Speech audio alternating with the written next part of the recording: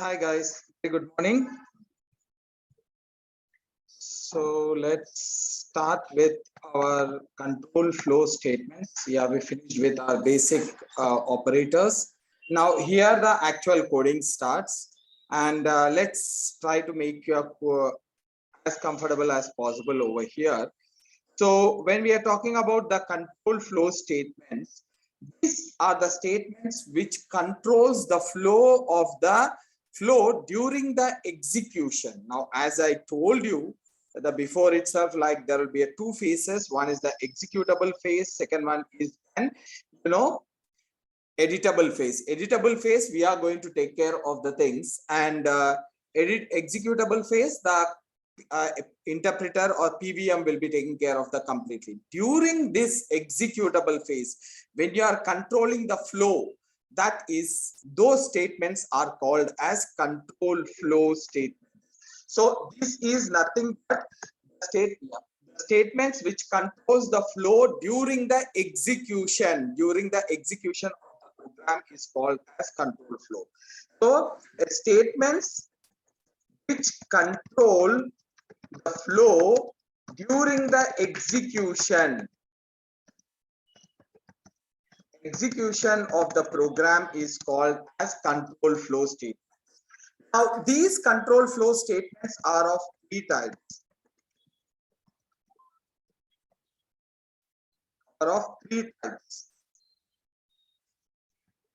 First one is called as selection statements. Second one is called as iterative statements. Third one is called as interruptive statements. Okay, first one selection statements, second one iterative statements, and third one interruptive statements. Now coming down to the what are these selection statements? Selection statements are also called as conditional statements. They are also called as conditional statements. So based on the condition, these statements will be working out. Okay.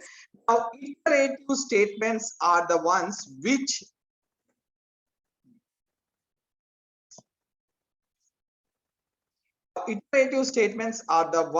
are called as a loops also. Called as loops. Okay. Now we are going to look at that. Now, interruptive statements especially interrupt the execution of the program. So these statements are used to interrupt or terminate flow of program. Okay, guys, these are like control flow statements are three types. One is selection statement, iterative statement, and interruptive. Now selection statements are also called as conditional statements. Now what are these is based on the condition a block of statements are executed. Okay, here in this, what is this control flow is based on condition, based on condition, a particular block of statements are executed. Particular block of statements are executed. Remember this, guys. So always remember that whenever you are talking about the condition selection statement, they are called as condition statement. Based on the condition, a block of statements will be executed. Okay.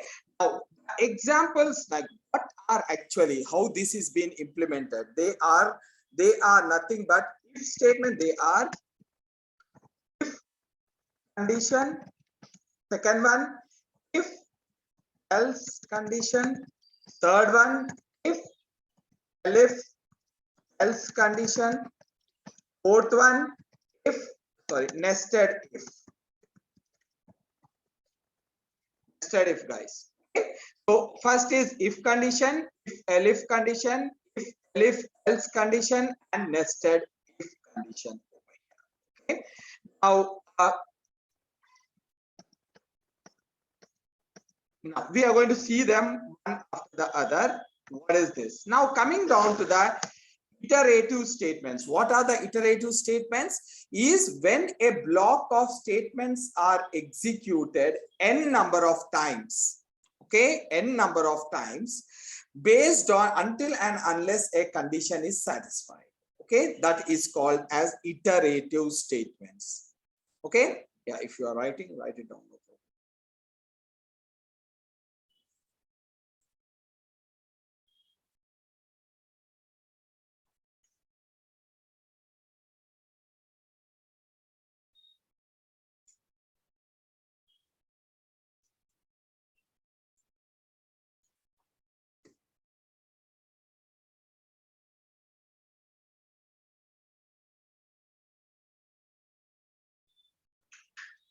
Finished?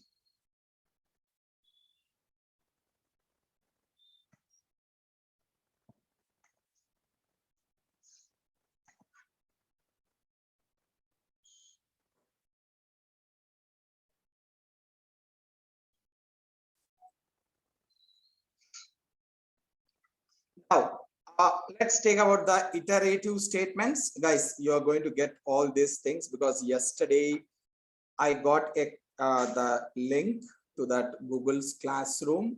I'm going to put down everything over there. Maybe this one will be every day, Danny. The assignments, first I will give you today. I will wait for your assignments till tomorrow. If you are not going to get it, I'm going to explain you in the class, all of them. Okay, that is after the class. And I want you to do it. I don't want you to just listen it and get out.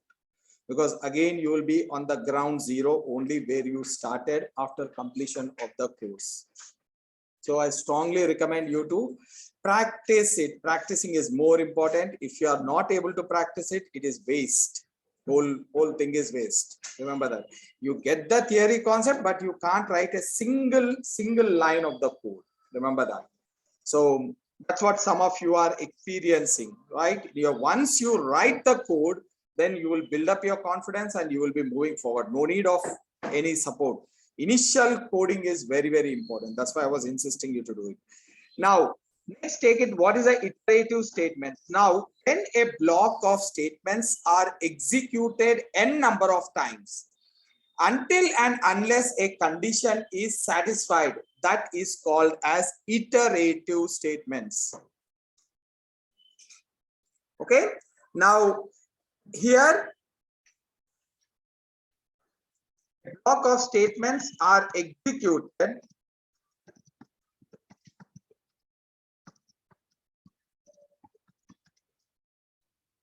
repeatedly until and unless the condition is satisfied.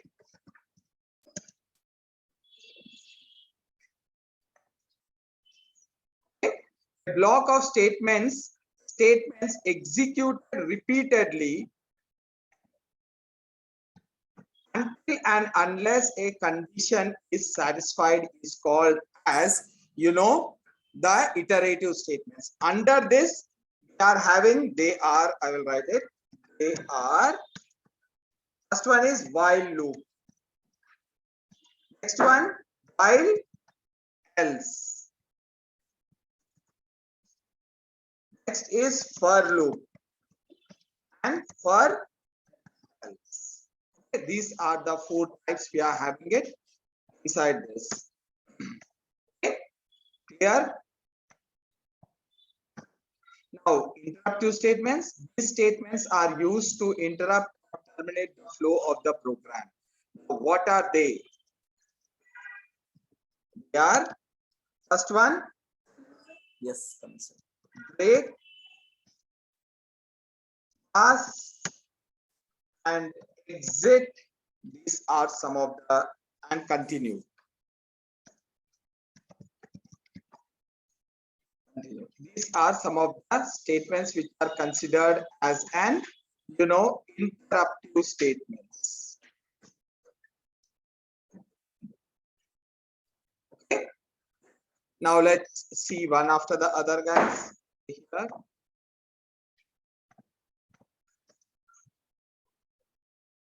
Now we are going to look at this one. These are some of the statements. The first one is called as selection statements. They are also called as conditional statements. Remember this. And based on the condition, a particular block of statements are executed. Now, this is the one. Now here, basic thing what it will happen, you have to know it is, this is usually whenever a fresher comes, the people will ask that question, and most of the freshers will be in a dilemma over that. So here now there will be a block over here, guys. This is the condition over here. Simple. This is a condition. Okay, just see this. This is the condition. Based on condition, there will be a one block will be executed. If this condition is true, this block will be executed. If this condition is false, this block will be executed. Okay. Here, this is the true block. I'll write it as true block. And this one is called as false block. That means if the condition will be having only two states, what are those? Either it can be true or it can be false, right? The condition will be having only two states. Either it can be true or it can be false. Now, if the condition is true or it can be false, any one state, it will be there, not in the both. No way. It will be either true or false. If it is true, then this true block will be executed. If it is false, then false block will be executed. Okay, it's a simple line. Okay, now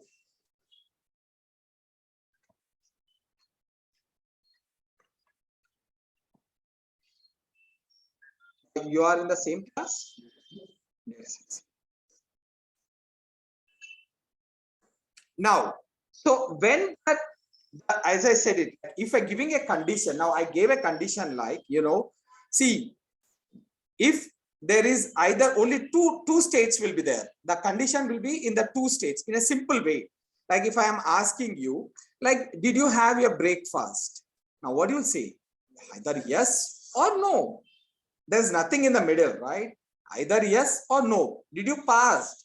Either, what's the results of your exam? Either pass or fail. There's only two states, right? Either pass or fail. If there is a condition is true, then this block will be executed. And condition is false, this block will be executed. Again, how many blocks are possibility of executing? Only one block. Only one block. How many blocks we can execute? Only one block. At any given point of time, only one block will be executed, guys. Remember this. Any given point of time, only one block will be executed in the statement, like selection statement, which is also called as conditional statement. Remember that. How many blocks you will be having n number of blocks, but stick to the basic that only one block will be executed at any given cost. Okay, usually the people get confused over here. They think that there may be a chance that the second block will be executed. No way. Only one block will be executed. Okay, remember that. This is you can take it as a thumb rule of this conditional statement. Only one block will be executed over here. You can say that.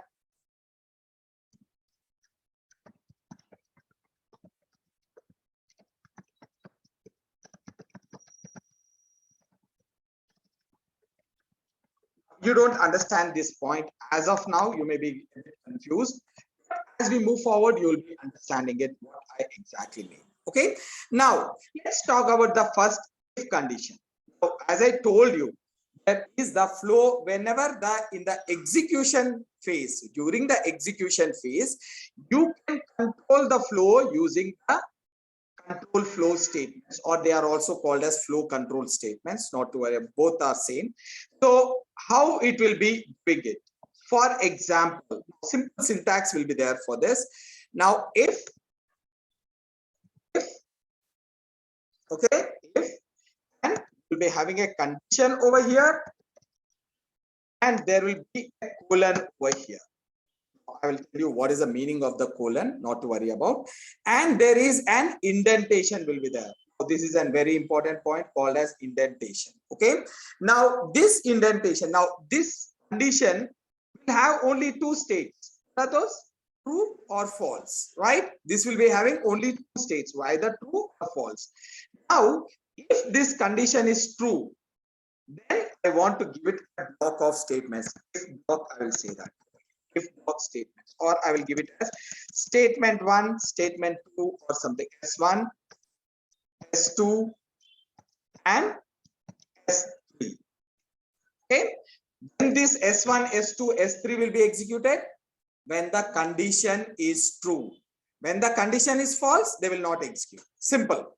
If the condition is true, they will be executed. If the condition is false, they will not execute. Simple criteria. Okay. Now, if this condition, now if the condition is true, then this block will be executed. Now, this block belongs to if, right? If condition. Now, if I am saying it something like this, then this will belongs to if. Right? Indentation. Outside indentation. Now, this is the actual purpose of the indentation. Now, I will tell you what is indentation. Okay. So, are you from the programming background? You know Python? Oh, great. Then that's... Now, let's talk about a simple thing, guys, over here. As I told you, someone was asking me online, like we have to leave the first line before. Always I was leaving it, but it is not mandatory. But I said that always your coding should be starting from the first character. Always your coding should be starting from the first character. What I exactly mean over there is, now let's take it over here.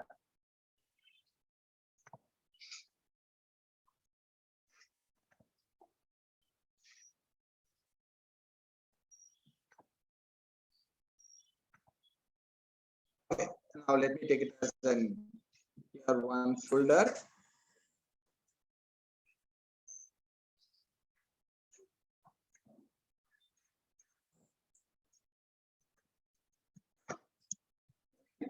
Inside this, let me put it as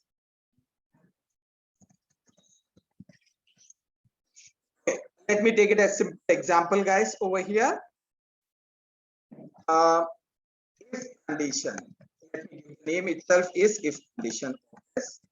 See, always, now this will be not applicable for the Jupyter Notebook or the Colab, but when I are talking about the PyCharm, see here you can write the program from any line. You can leave any line of the code, any line, no problem with that. But whenever you are writing code, always write it from here. Whenever you are starting right from the first one, you have to start writing the code. This point you have to start writing. This line that we are writing now, you see this, I'm doing it like a, sorry.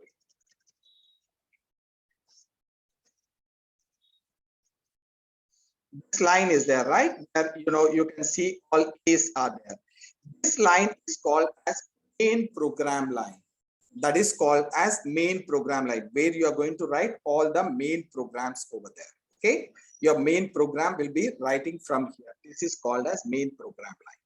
So whenever you are writing anything over here, you have to write it something like this. If I am saying that good morning everyone, okay, now when I execute it, this will get it the output good morning everyone, right? Now if I'm moving, now this is along the main program line. Remember that this is along the main program line. Once I move it over here a bit, what will happen? Will it execute? It will raise an error. What is the error will come down? Indentation error. What do you mean by that?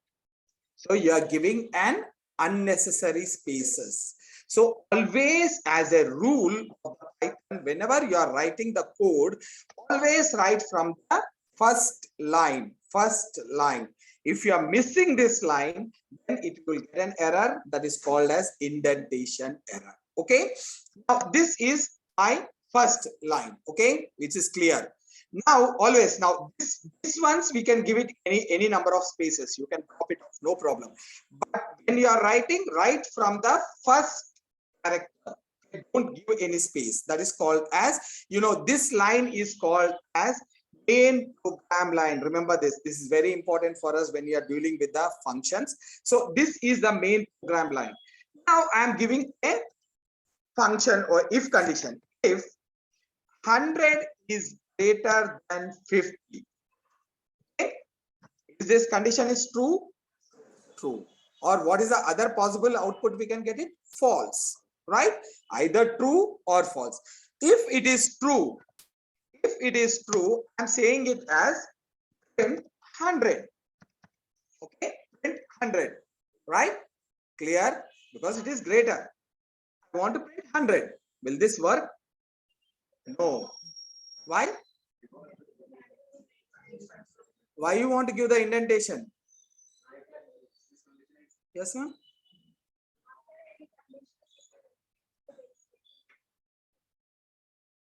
This is a statement, right? What's wrong with this statement? Huh? It's not loop, condition statement, I think so. It's not loop.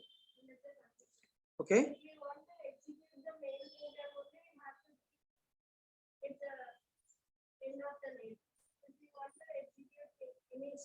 Now, if I am not giving like this, will it be an error? Huh? Will it be an error? No? Error? Yes. Yes. What will be the error? What do you mean by indentation? Let's speak in normal language. What do you mean by indentation? Why you are getting an error over there? Can someone explain me? Anyone? One person. Anyone? So many people were talking just now, right? Space. Unnecessary? Eda space vachinappudu. Ida. Ee space. Ee space. Number undi, line number cheppochuga. Ikkada space. Where it is? Mujhe bolo na, I'm here, you can talk to me.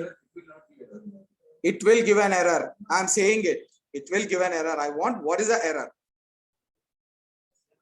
You completed Python. Great, awesome. Then I have to prove it myself, right? It is an error.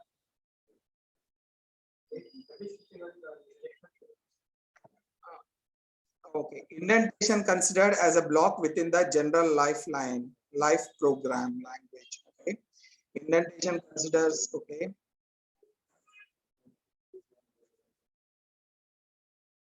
Yeah, Rahul, what you are saying is correct, and Hema is also a bit like. But what is the error here? Because I'm not giving the indentation, I'm getting the error. Huh?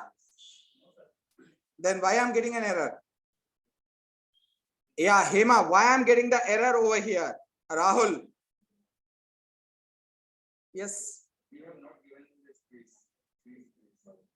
Where space? I'm not saying this is not under the if condition. This is a main program. Can't I keep a main program? Actually, Chepu.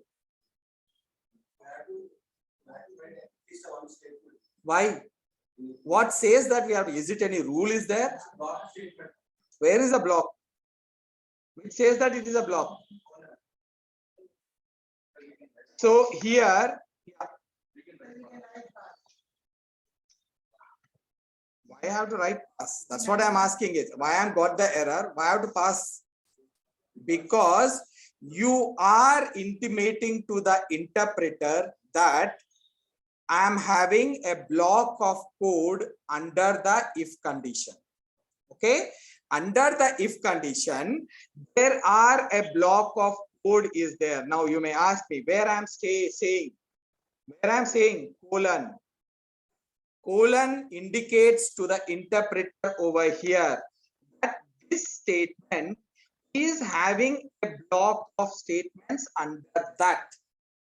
Okay, under that. Suppose if it is having a block of statements under this, I will keep this one as a block of statements under the if condition. But this is main program line. Now this one I'm anticipating that this is under the if block, right? But the interpreter doesn't know it, because this one is also starting from the first character, this one is also starting from the first character, and this one is also starting from the first character. How should you say that this is under the if block? To make it understand the interpreter that there it is under the if block, I'm going to give the space over here.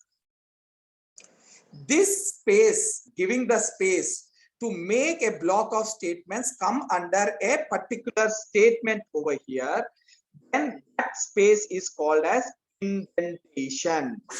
Okay, indentation. Got it, guys? Now, why we have to give the indentation? Why I got the error? Because you are kind of hitting the PBM.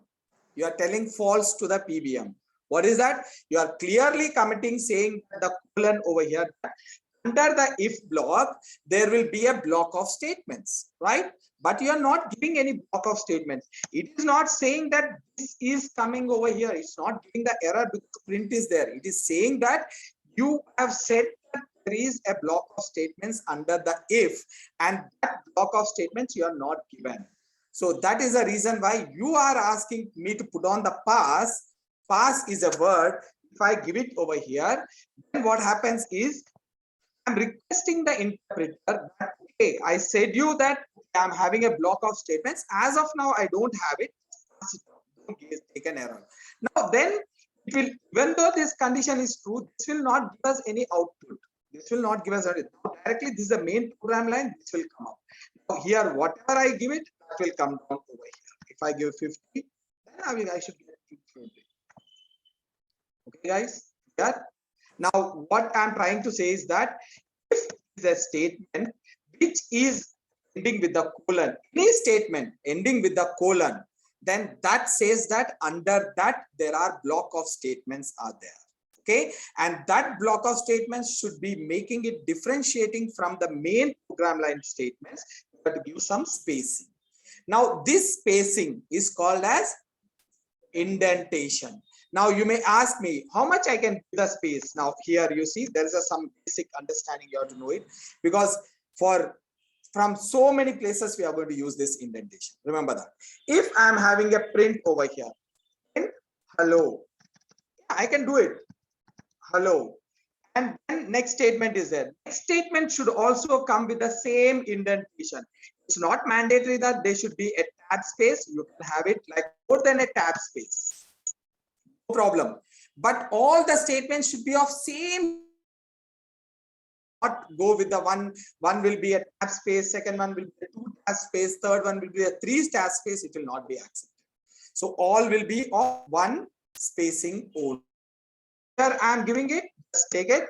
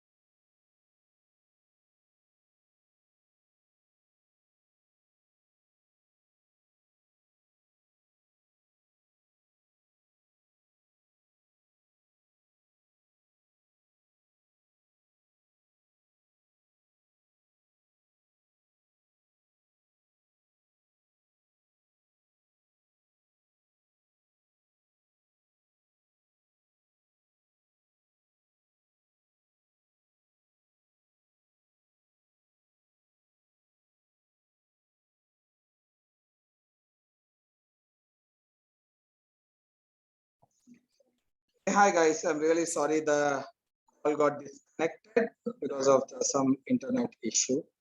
So we were continuing over here. Like, if the condition is true, then the true block will be executed. If the condition is false, then the false block will be executed. That's what I was saying. But here we are not having any false block over here. We are having only one block, that is true block over here. Just see this. Got the indentation? Okay. Now this statement belongs to this one, if condition. Okay. Now if this is true, then this will be executed. Okay. Now I will give it as true 100 over here. Okay. Now when I run it, what I'm going to get it? Good morning and 100. Right. Now let's take it a small example over here. Now I want to find out if a person is eligible for or whether he passed or not based on the input value, whatever the input value the person is doing. Based on that, I want to find out whether the person is passed or not. Now a simple thing I'm going to do it only if I'm doing, not else. Okay, so let's understand the if, and there's an important thing which we have to discuss. If and condition. Okay, I'm doing it. I'm taking an input from the user. I'm asking the marks or average is equals to input of enter your marks. Average. It is here enters the average.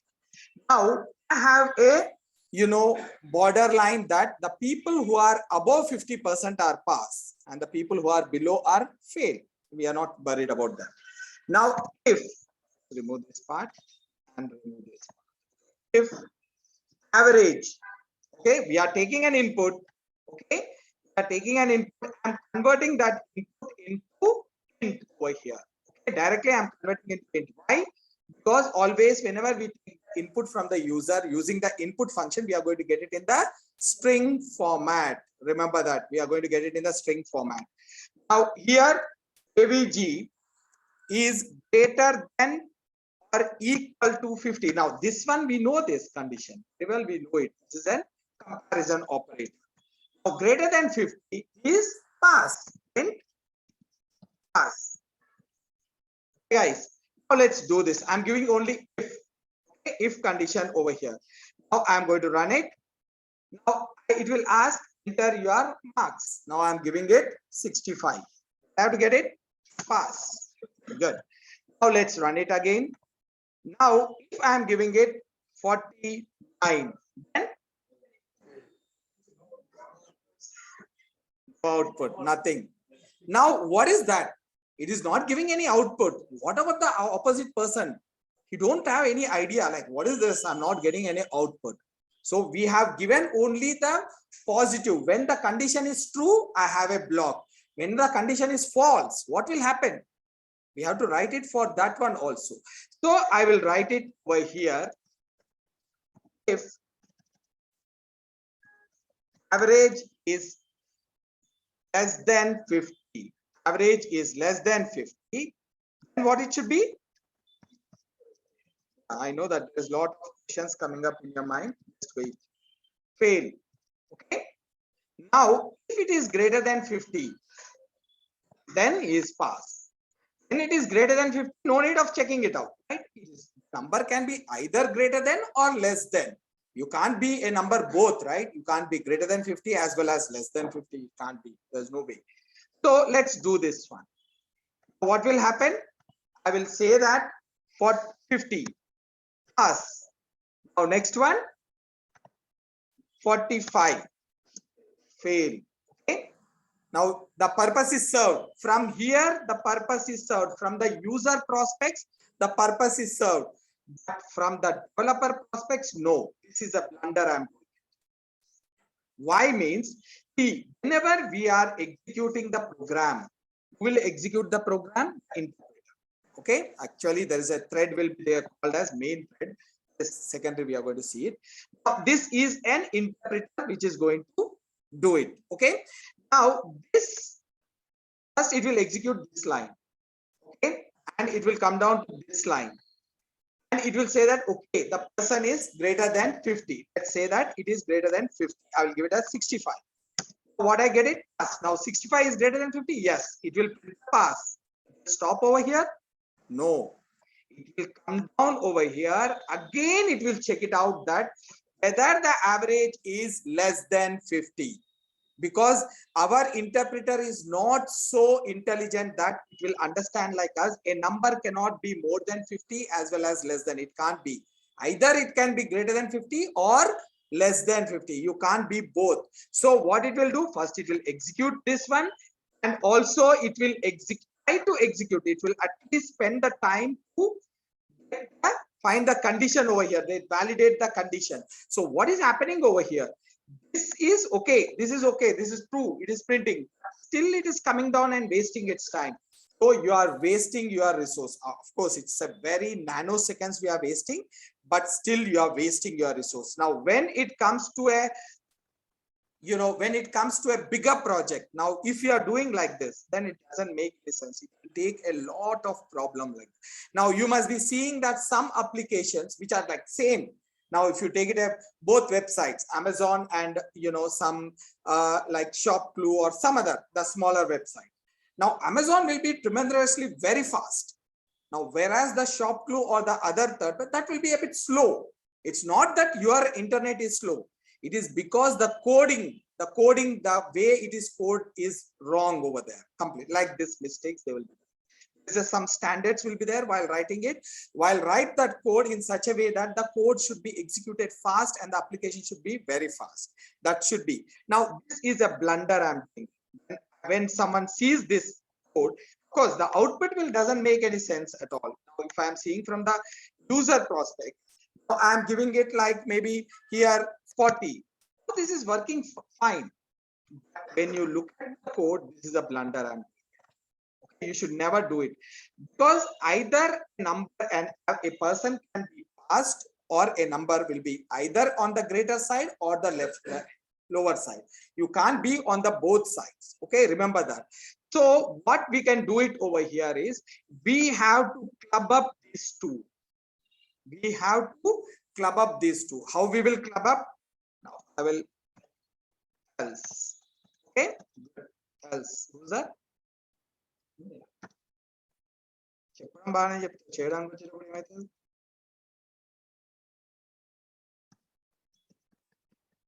Now we will use the else, guys. What is happening over here? You may say that. Okay, what is happening? What is the same? The 4 lines is there. No, the difference is if this condition is true, then this line will be executed. Then afterwards, it will get out of that. Completely, it will come out of that. Okay, if this condition is false, then this will be executed. Okay, now this line will not be touched. So only one time the condition is triggered, only one time the condition and relevant block will be executed. Now here the average is greater than 50. Now this block will be executed. That's it. Now it will not get into this one at all. It will not touch. It will come out of this. Okay. Now if this is false, then it will come into this and it will. Now else will be purely working on the condition of if. Now if condition whatever is there, based on this, if block will be working. If it is true, then this will be executed. If it is false, then this will be executed. Okay. Now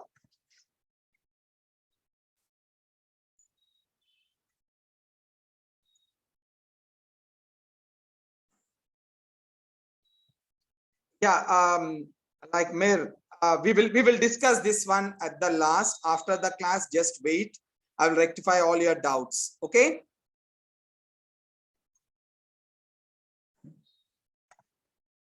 Okay.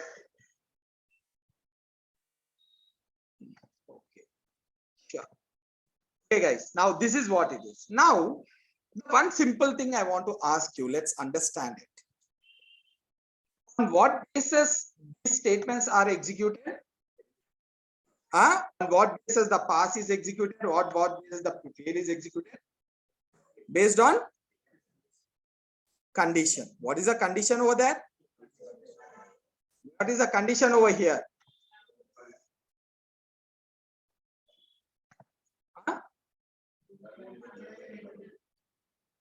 average greater than 50 is a condition. We'll accept that, right? Clear? Right. This is a condition, and I don't have any problem. But based on this condition, this is working, or the output of the condition. Output of the condition, right? So if I remove it, it should work. It will work. Stick on one side. You are saying that it is work, it based on the output of the condition, right? It is not on the condition. Then if I remove the condition, it will work. It should work according to your statement, and it will work. Just see this one. This part is very important from our data science prospects. That's why I'm defining this. Now, if I'm giving a 2 over here, I'm not giving a condition, I'm giving a 2. Now, if it is true, this will be executed. And always this will be executed. See? Even though if I am giving 2 marks to his pass. Because there is no condition at all. Always the condition is true over there. Clear? Yeah, I can see a lot of question marks. Yeah. Any questions, please? Clear? Now, if I am giving a false over here, fail will be executed. Even though if you give 100 out of 100 also, you will fail. 1000 also. It's fail. Clear? Okay, guys. Perfect. Now, true is identified internally as. Can I give the 1? Yes, sir. Sure. Showing an error to me. It's saying that this code is unreachable, but that means always this will be executed. This condition is, you can give it, no problem at all. Okay. Now, if I want to give it fail, 0.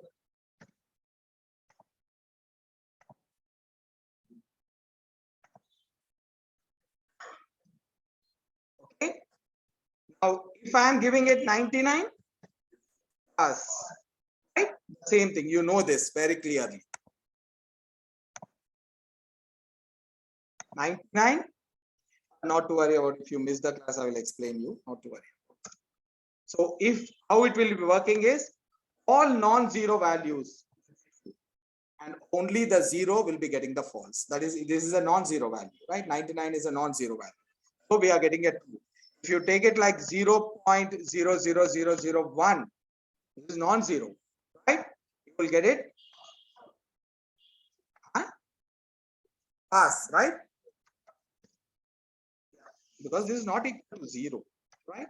If I am giving it, removing this one, you will get false all the time. It says fail.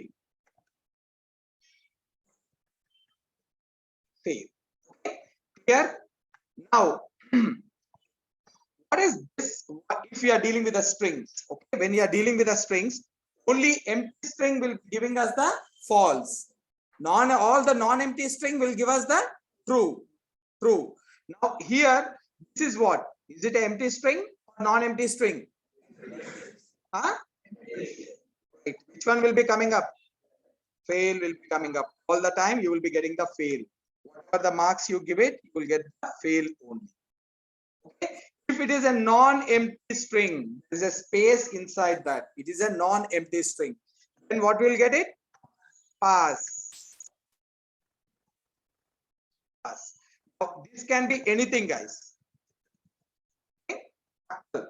Apple is non-empty string. Just look at that. It is a non-empty string. So when I'm giving it, you should get it as over here. Okay. Here. Now, why we spend so much of time is for this. If I'm having a variable over here, just forget about this variable. I'm removing this variable. I'm having a variable over here. Like A is equals to A. I'm talking about A. Now, A, I'm putting A over here. Now, I'm giving it as an empty string. What will happen here? You will get it as empty string, right? Empty string, and you will get fail. Fail. Okay. Now, if I am having a value over here, what will happen? Here. Okay. Now, why I was explaining is in the data science, we are going to get the data from the external source. We will not have the data in our same program or same system. Always it will be in the cloud or at the client place. Okay, cloud or the client place. Cloud means not that cloud. Satve Asman. No, that's not the cloud I'm talking about. Cloud is data storage. Remotely the data is stored, that is called as cloud. Where the data is not stored in us and stored remotely is called as cloud environment. So we are going to get the data from there. Now try to understand the situation, guys. Just see this. You are working over here. You built an amazing model over here. Okay, model. Your model is perfect. Okay, model means code. Code based on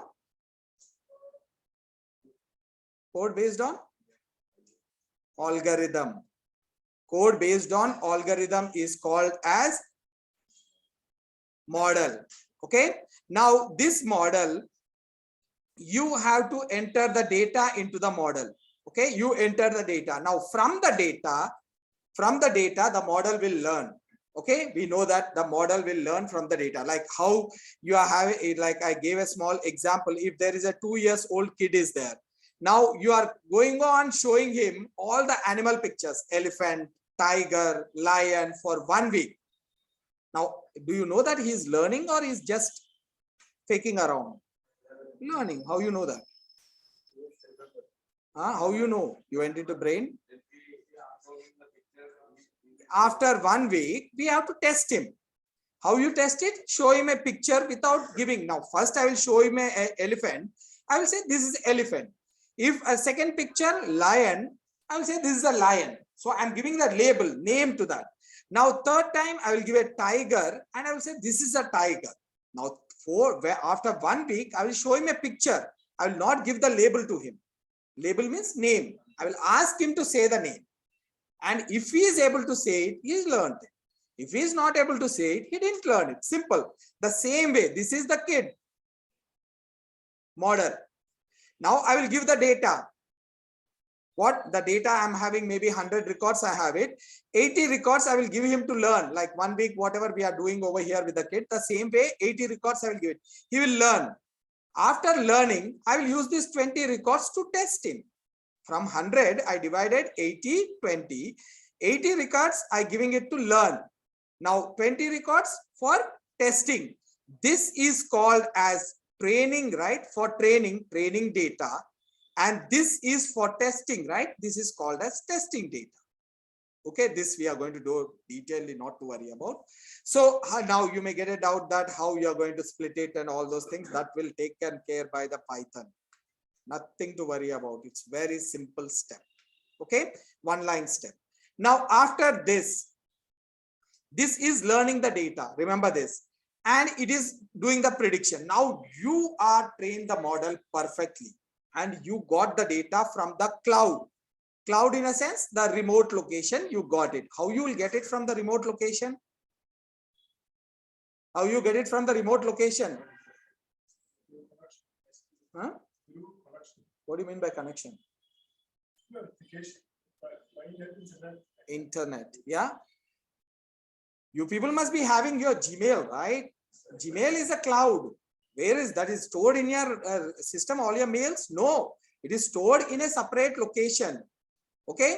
And your Google Drive, you will put all your resumes and your programs, everything. That is the cloud.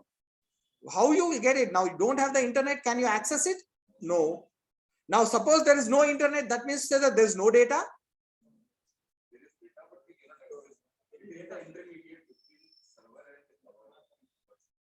The connection, simple. Okay, connection.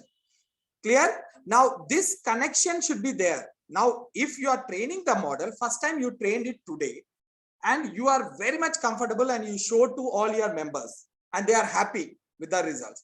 Tomorrow we took the same model over here. same model, and you are having a cloud over here. You connected to the cloud. See guys, there may be n number of situations where you may not get the cloud data. First thing is your connection may be weak. Your VPN connection may be weak.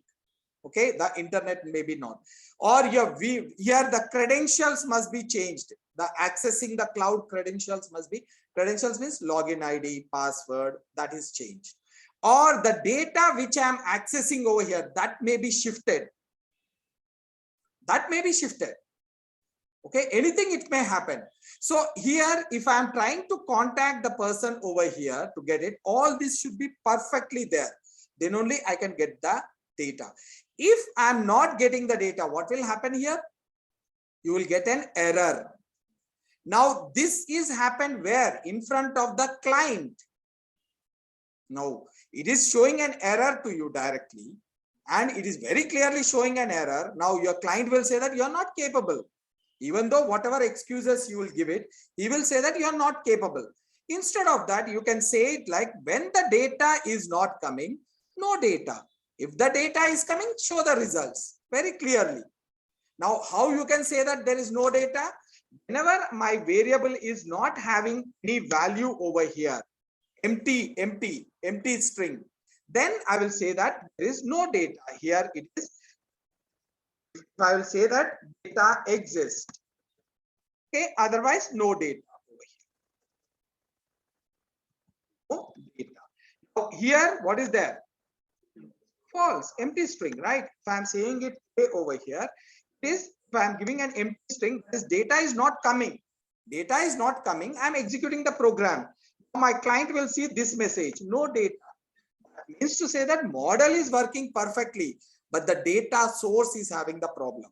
Now he will understand that. Not only that case, you will also face a lot of problem when you are doing a lot of manipulation of the data, a big program you written for the manipulation. If the data itself is not coming, what you will do with the manipulation? You can't do. You will get a lot of errors if you are not doing this kind of validation. This validation is very, very important. Now, remember this, whenever a variable is given directly over here, that means to say that if the data is there in that, it is true. If it is not there, it is false. Remember this, guys. Okay, clear? Now, and one more important point is, here the condition is not important. Only the output of the condition is based on which the if condition works. Okay, any questions, guys? Online, any questions?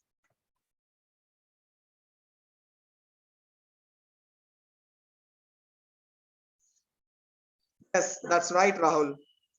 Space is there, then it is considered as true.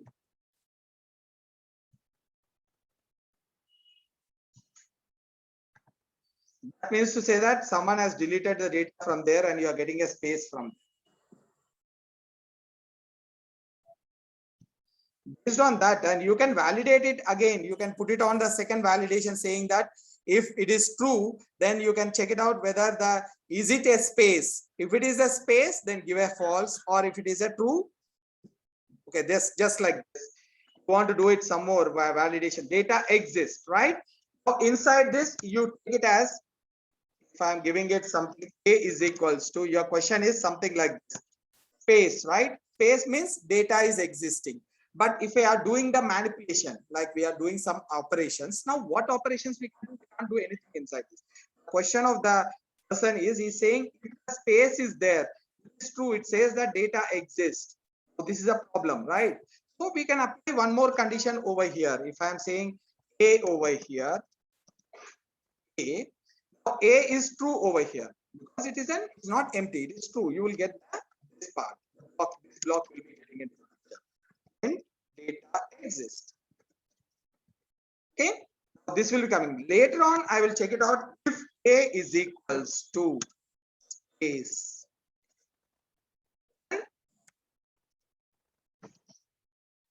and no data.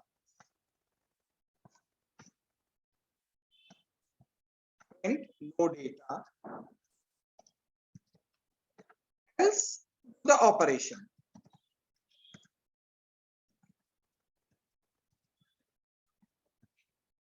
Okay, Rahul, have you got it? Now you see this, there is data. Now this is true over here. It will enter into this. It will check it out. A is equals to empty space. If it is an empty space, no data. Now you see this. Clear? Okay, clear, guys? Now I don't know like how many people are aware of this. Just ignore this part. We are going to come into the who are very new. Just ignore. He asked a question. If I don't answer, he will say that sir don't know. Simple. Okay. Now this is a way. Now I'm sorry for this. Ignore this. Simple, like this part. Please remember this, guys. Always, I think that I explained you properly. So it is whenever the data is there in a variable, the output will be true. If the no data is there, you will get the false. Okay, just remember, you will be seeing a lot of code will be there where you will directly give a variable without condition. Then usually the people get confused over that. And data exists.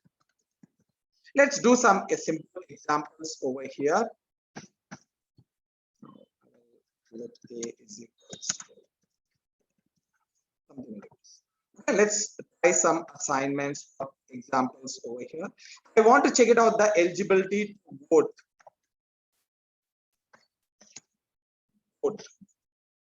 Now I will take the age from the end of input. Enter your age.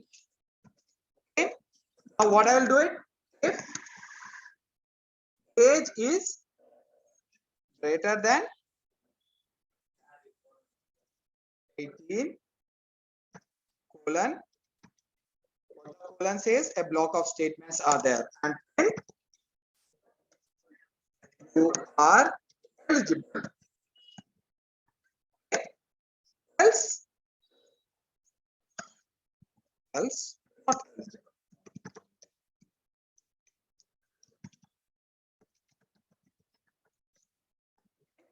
Not eligible. Now, if I run this one, I will get it in a simple way, like as the age, I will give it as 19 years. So you are eligible. If I am giving it like maybe 17 years, it will say not eligible. Now remember this, guys, there can only one block will be executed here at any given point. Remember this. Okay? Now let's do it with multiple conditions. Can it be? Yes, it can be. There can be a multiple condition. Now, if a person has entered a number, just see this. I'm asking to enter a number. What are the possible that can number? Okay, I'm saying that don't think that it is 1, 2, 3, 4 or something. I'm saying it can be a positive number. It can be a negative number. It can be 0. Okay, there are 3 possibilities are there. It can be a positive number. It can be a negative number or 0. I want to check it out whether it is a positive number or negative number or 0. Okay, if you are validating with the positive number means a number which is above 0. Simple. A number which is above 0 is positive number. What is negative number? Below 0. Okay, what is the number equal to? Anything which is not positive, not negative is nothing but 0 only. Okay, now we are going to take that code over here. Let's see this. We will be having a multiple conditions over here.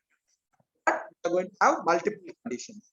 Now, a simple funda, what you have to remember is wherever there is if, you can keep a condition. Where there is no if, you can't keep a condition. Okay. Now I'm going to say that multi-if or elif. Condition. Okay. Now let's do this one. I'm going to take it a number. I will directly take a number. A num is equal to. I'm giving it as 100. Is this a positive number or negative number? Positive number. I want to print it. If num is a variable is greater than 100. First condition. Greater than 100. Then what I will print it? Positive number. Okay. Simple, guys. Next. Else. Now there is a next condition is there. What is the next condition? It should be less than. Now how I will do it? Else is there. But I have to give a condition also. If. So I will combine this one. If. Now this is else and if. What do you mean by else? Means if this condition is false, then come over here. Here there is if is there. Yes, there is an if is there. So you can apply the condition. For else, you will never have the condition. Remember that. For else, you will never have the condition. Here, first, if is having a condition, yes. If this condition is false, it will come to else part. Else, and you are having a combination of if over here. Whenever there is a if is there, you can give a condition. I'm giving a second condition. Num is less than, sorry, 0 it is. I was just testing you. Negative number. Okay. Now, last one, else. Okay. Right?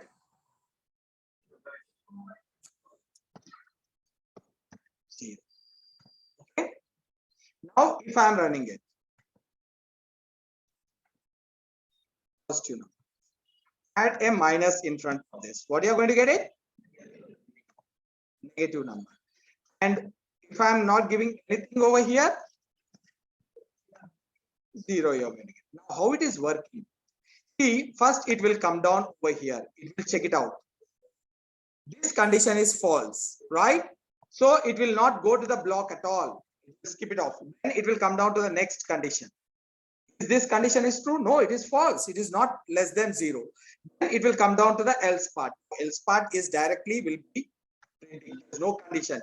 If the recent, if the the latest if is false, then this will be coming up. Now this, if this is false, this will not execute. If this is false, this will come. If this is false, then only the else will be. Now else is purely dependent on its recent or the nearest if. Nearest if, not the first if. Remember that, not the first if. Nearest if is this one. Based on this, the else is dependent on. Okay. If this condition is false, this will come down. If this condition is false, this will come. Okay. Now guys, I'm giving like this. What will be the output?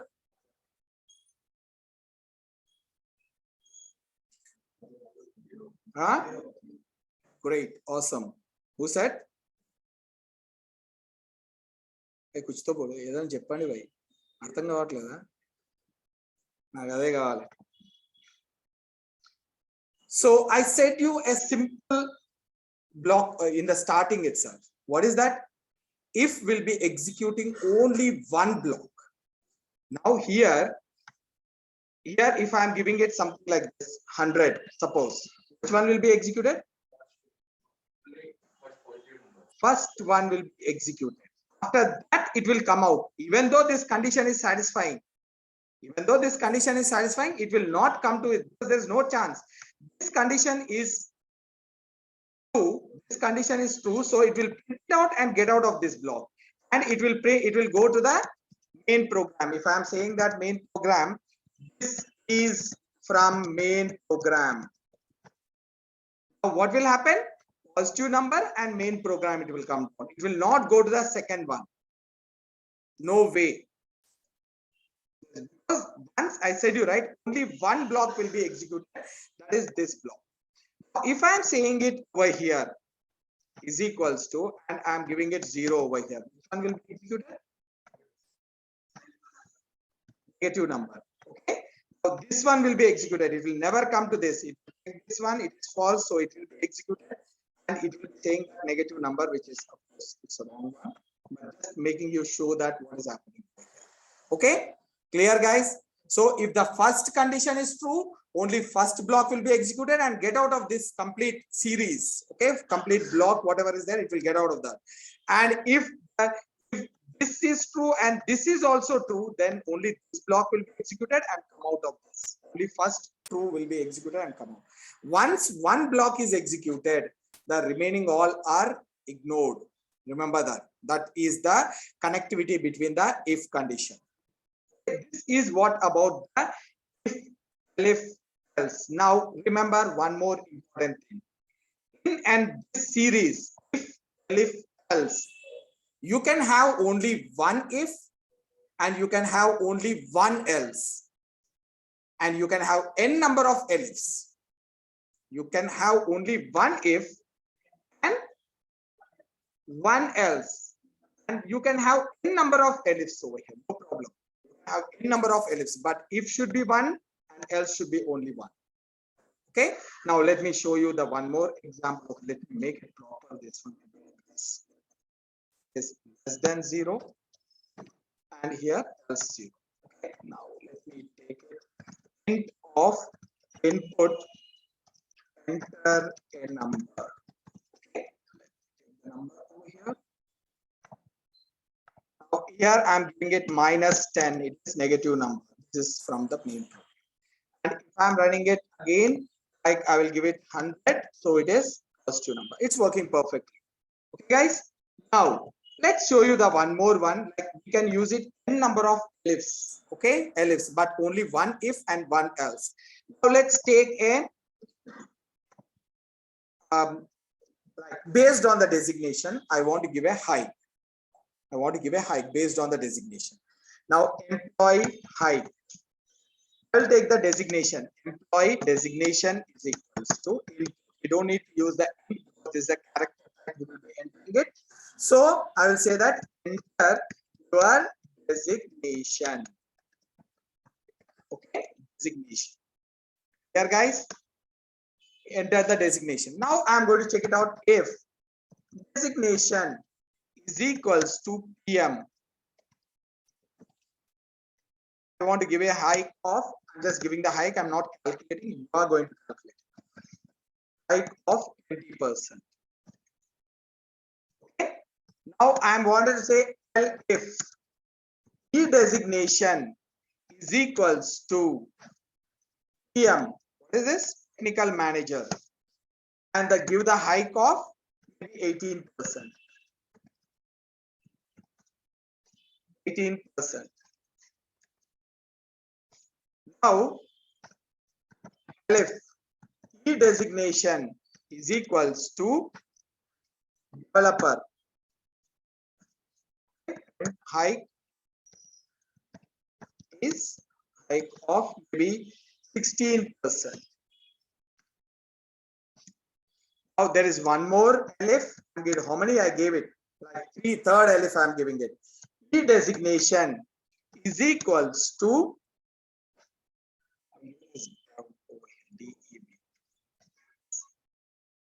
and here I will say tester. Print hike is equals to 15. Okay. Now let's, what are the else? Else we will give it as now the remaining all, whatever it is, let's make it as a bolo. Else. नहीं hike बताओ hike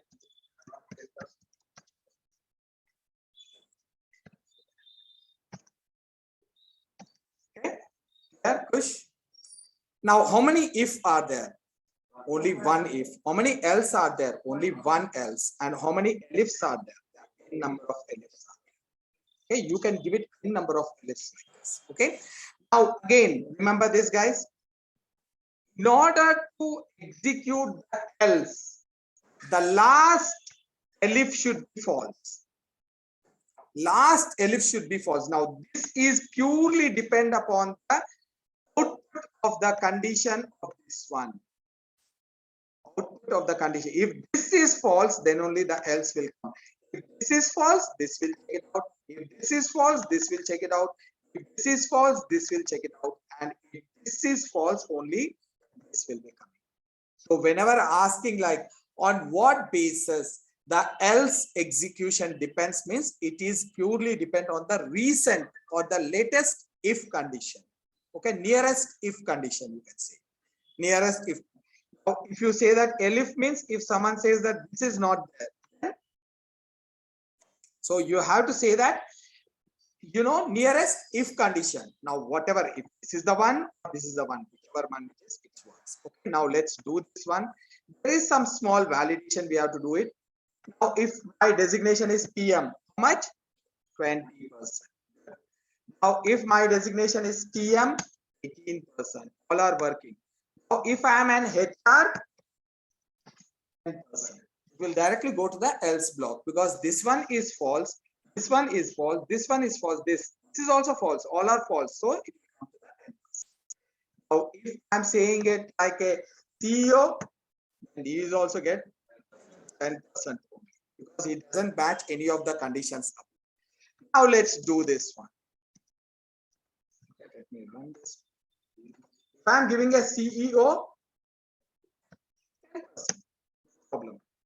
Now, if I'm giving a PM, which one I have to get it? 10% I'm getting. So what? I want to my designation is given as small p and small m only. Now it's your problem as a programmer to make sure that I should display the 20%. What do you have to do it? Convert the output into input to the upper because all of them are up. Now where you have to do that? Yes, Rahul, it's upper. Where you have to do that? Here dot upper. Right? Can we do this?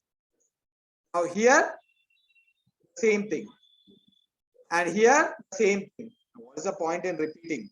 Instead of that, first line only we can write it over here. Key designation is equals to E designation dot upper. Okay, E designation. What are we going to do this? We are going to take the value, whatever the value, we are converting it over here, and then we are storing in the same variable. Now, what is internally happening over here? Can someone say me? Is the original value of E designation is changed? No, what is happening? Huh? And where it is storing? But variable, it is immutable. Yes, not string. Fundamental data type itself is immutable. Now don't ask what is fundamental data type, please. Okay. Now what exactly happening is, who's that who gave the answer? Yeah, Rahul, correct. Now see this, what is happening is here, if A is there, guys, no, sorry, what is that? Designation, E designation, right? E designation was pointing to what? A memory location where what is PM is there, small p, small m. Okay. Now what I'm doing is when I'm saying that E designation dot upper. Okay, when I'm doing it, so if we are taking a copy of the original value. We are taking a copy of the original value, and when what we are doing, we are converting into upper, and this will be stored in a different location. And this reference will be moving on this one will be removed. This reference will be moving on this one will be removed. And once this reference is removed, the reference count will be 0. When the reference count is 0, GC will come, garbage collector will come and delete the data. Okay, clear? Okay, this is how the internal mechanism goes. Yeah, I'm going to explain. Whoever is very new who didn't attend, I will explain this one. Okay, now this is what is happening, guys.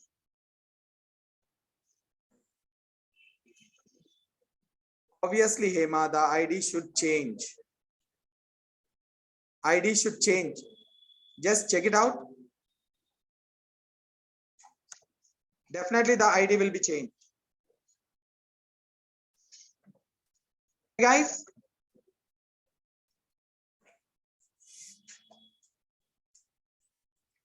any questions over here? Okay, now can you all write it a program to get the grade of a student, accepting the 3 marks? Take the 3 marks from the student, add it, add it and calculate the average and give the grade over there. Now, on what basis you are going to give the grade? If the average is greater than 80%, so he is an A. Now he is greater than 65% and less than 80%, he should be B.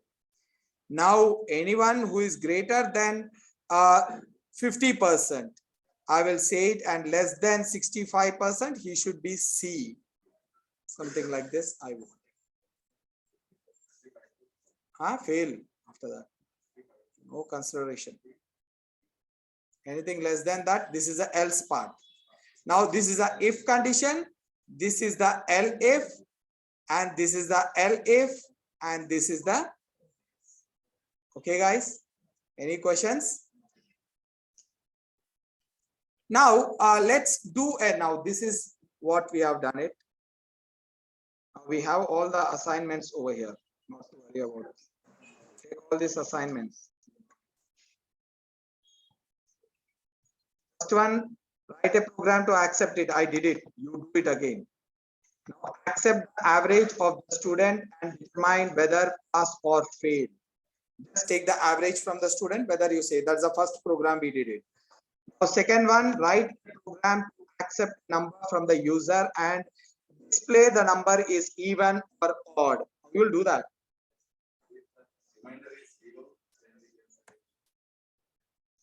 How you calculate the remainder? Okay, when the modulus is 0, then it is even number when you divide it by 2. Now how you will do this is simple. Now here you are taking a number from the user. You got the number like 10. Okay, now this number you have to do the modulus. How you will do the modulus? Percentile by 2. When you do it by 2, then it should be equal, double equal. Remember this, double equal to 0. When it is equal, double equal to 0, then it is an even number, or it is an odd number, else it is an odd number. Now if you take a 10 divided by 2, how much times? 5 times. 10, 0. So it is an even number. If I am using the 11, 5 times 10, what is this? 1 will be. Then this is an odd number. Okay, clear? Now I want you to do that one as well. Okay. Now, is there any way like you can take a picture? Or you want to write it? Write down, no problem. Next one, write a program to accept 2 integers and output the greatest of all, like larger number. How you do this? Yes. If you accept 2 inputs from the user, first one is stored in n, second one is stored in n1 and n2. Now what you have to do it? You have to compare them. If n1 is greater than n2, then n1 is a greater, else n2 is a greater. Simple. Now what about the third 3 digits? 3 digits. The person saying this. Max functions are using. Rahul, try to do this. Don't use the max function, min function, and all those things. How you can use a max and min function over here? Then these functions are from the sequential data types. You can't use it. You have to store the numbers in the logic. Use the logic. You will not use the max function in this.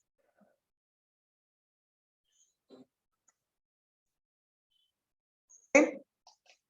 Now third one is take the three numbers.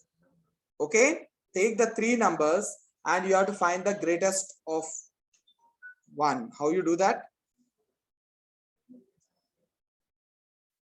How you do that?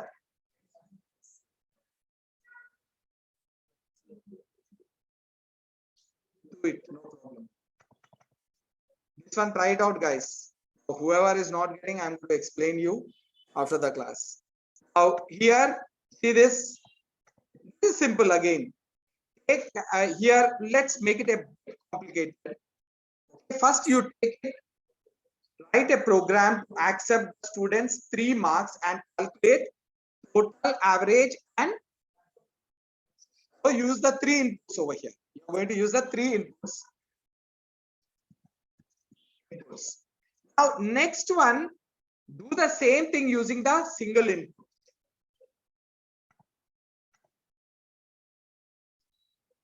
Single input. One input, you use it and do that. Take one input and you use it and do that. Here, take 3 marks using the one input that you have to enter like 100 or like 50, 60, 70. Ucha, last.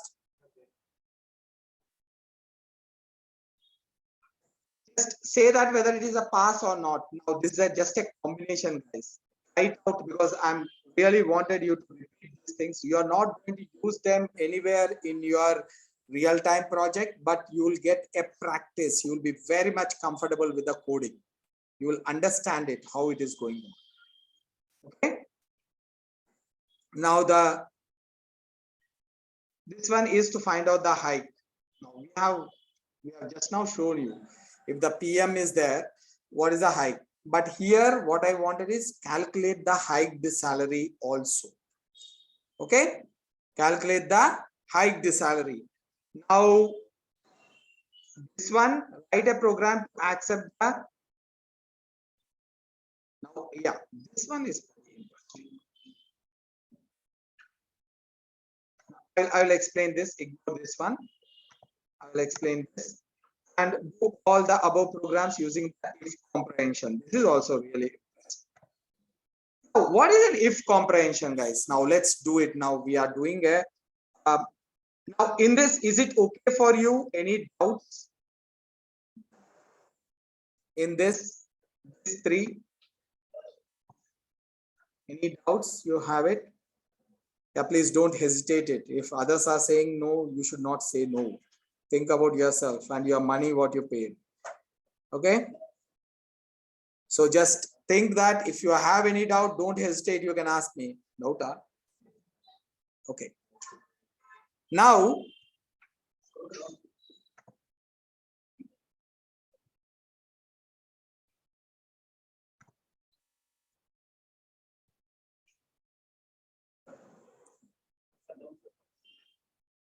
ఇదేదో నాకు driving చేస్తుంటే నువ్వు నాకు guidance ఇచ్చినట్టుంది. ఇదా ఇదెందుకు note చేసుకుంటున్నావు? అది hint కదా.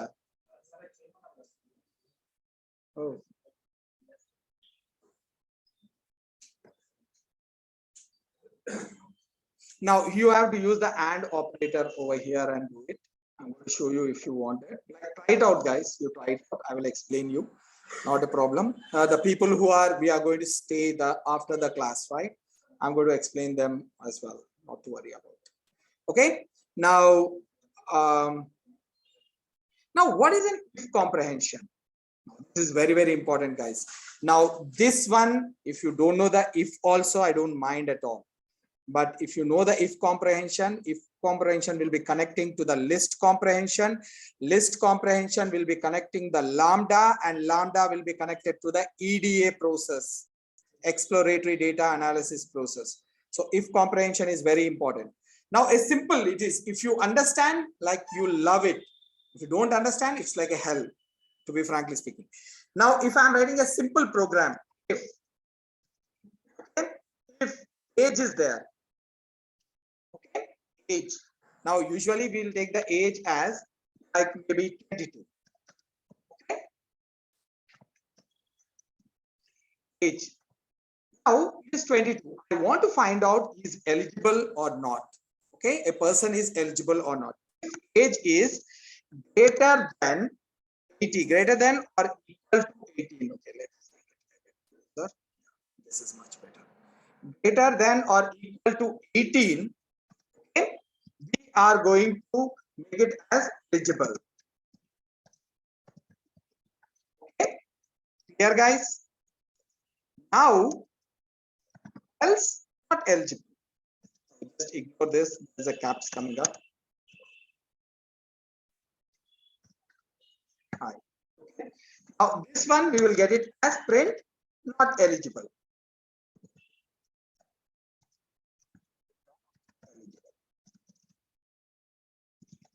Okay.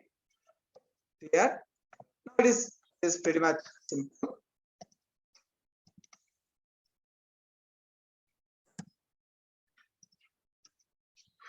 It is a simple process, right? Eligible or not eligible. Now, on what basis we are getting over here? Based on this condition. Condition is having two possible values, true or false, right? Now let's take it like this, single line. We are going to write this all code in a single line. One line I'm going to write it. That is what is called as if comprehension or inline if statement or a single line if statement or unary operator. There are so many names are there for this. But see this, what is the condition? See this guys, I'm just have to compare this. Okay, let me write it down over here. That is much better. If condition I'm writing. If condition. Now condition has what? Two possible values over here, right? Two possible values. If this is true, then what is the output will be coming? Eligible. If it is false, you'll be getting non-eligible.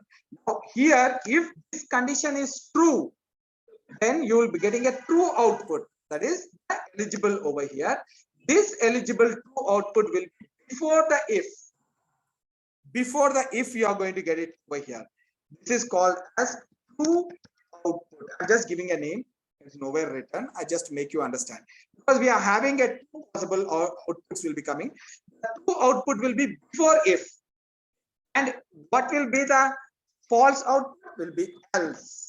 Else, and you're going to give it false output. Now just check it out, guys. The same thing I'm going to write it. Now, just to make you understand, I wrote it over here. This is the if. Let's take it. If is having a condition, clear? This condition is having a two possible values. One is true. This is true or false. If it is true, this output will be given out. If it is false, this output will be given. Simple. Okay. Now the same example, age one, I'm going to write it over here. Take it.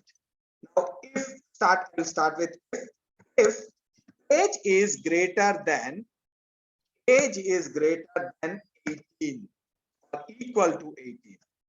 Now age is greater than or equal to 18. Same condition I'm doing it over here. Now, this is true, then true output will be eligible. That is before. Now you will be giving it as eligible. Now, no need of using the print over here. I will tell you why. Now, the major purpose is get the output over here, not the print. We are not going to use the print. Now you see this. Here you will be getting the eligible. Else you will be giving is simple, not eligible. Now this has to assign to a variable.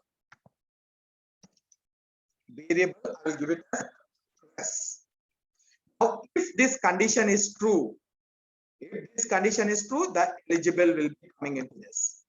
Rest, simply rest.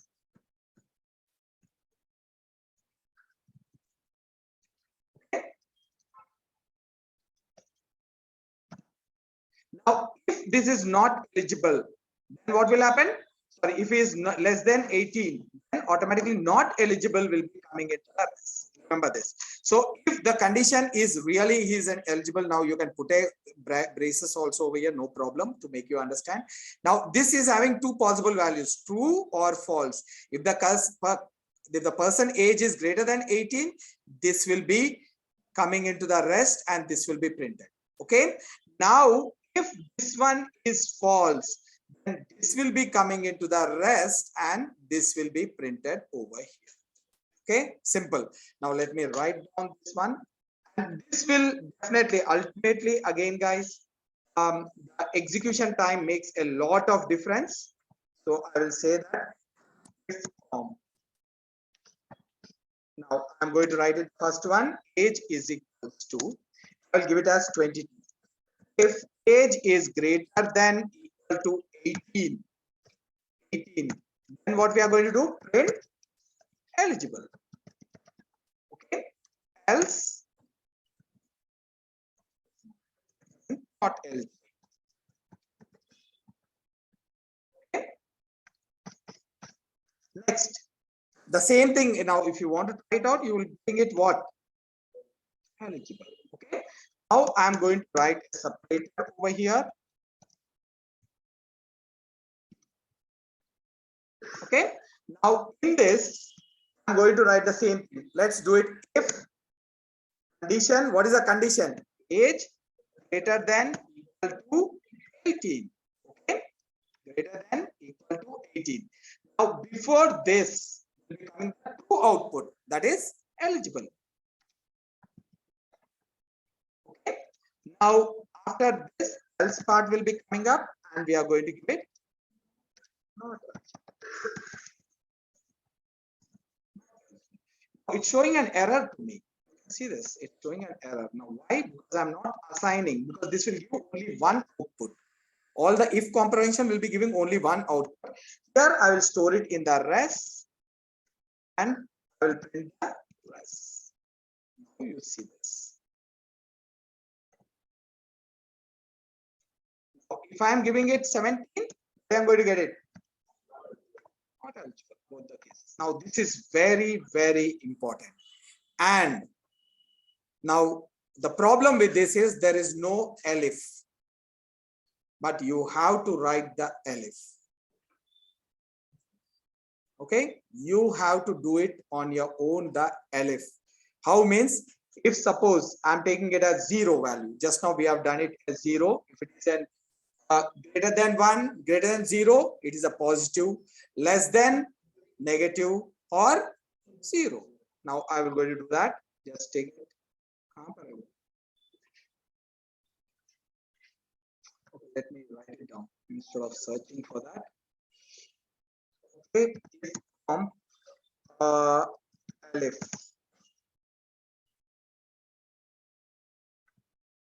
Let's take it, guys. If n is equals to number is equals to, I'm taking it as 100. If num is greater than 0, I'm writing normal one, then positive, right? Positive. Now elif num less than 0, negative, and negative. Clear, guys? Now, if it is else means what? 0.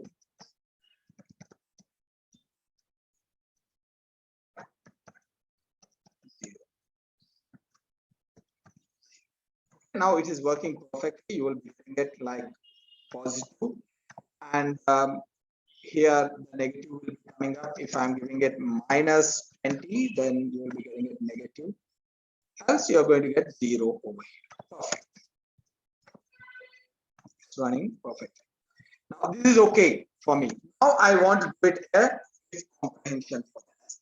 See, now this is the code. Now how I said it, if comprehension will be working for me is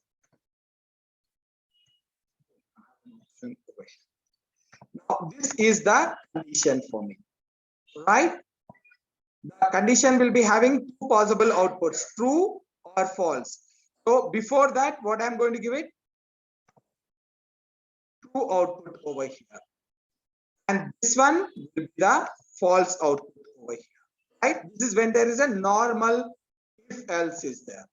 Okay? This is the if condition, and you will be having a true output and false output. But when this is false, remember this, when this is false, here there should be one more condition coming up. Okay, one more condition. So what I will do it over here is, Now, when this is false, this one, I will bring this. I will write a, this is else part. This is my else part. See this. This is my else part. If this condition is true, then I'm going to get the true output which is there on the side. And if it is false, this condition is not a, then it will be going on to the else part. In the else part, I will have the one more if condition. Inside this, I will have the one more if condition, and if we'll be having the two parts, one is the true output and false output over here, like this. Now, it looks like true if it is, this is the first if condition. If this condition is true, then this will be coming up. Else, if this is false, then it will enter into the else part. Again, there will be one more if condition. Let me show you this one over here. Whatever the assignments we are doing it, guys, I want you to implement this one. If you are not doing the first way also, I'm least bothered. If you are doing this one, is more important for us. Now, how it will be going it? First, if condition over here. Condition over here, if condition 1. If this condition will be having a true output, that will be coming before this. True output over here. Okay, now this is a true output. And there is a false chance is also there. When the false chance is there, we will get an else over here. Right? Inside this else, I'm not going to put anything. Again, I'm going to put an if condition. If condition. Simple if condition. If again condition will be there. And this, forget about this part. Just ignore this part. Now look at this one. This is if we'll have two possible outputs, true and false. True will be coming over here. Okay, true output over here. It looks like complicated. It is, if you understand, it will be very easy. Now, then after this, there is a possibility of false inside this. So I will use an else and I will give it a false output. Okay, guys, just see this one. This is the first outer if condition. Outer if condition will be having two outputs. One is true output or false. When it comes to the false, it will enter into the else part. Inside the else part, I put one more if condition. And there, if this condition is true, then it will be true. And if this is false, then this will be true. Okay. Now let me do the same thing for our 0. Now we have done it with a 0, right? If num is greater than 100, 0. So what will be there? The true output will be coming to the left side. So you will be getting it. The output will be coming out positive. Positive. Okay. Now this is the condition. I'm keeping the condition in the braces, guys, to make you understand this is not a syntax error. It is still acceptable. Now, if this condition is false, where it will enter? It will enter into else part. Simple, it will enter into else part. Usually, what we did it previously, I said it not eligible in the else part. But here, I'm not going to do that. Here, I'm going to give it one more if condition. See this? Inside this, I'm keeping one more if condition. If what is that? Num is less than 0. Num is less than 0. Okay, I'll take it and pull it off.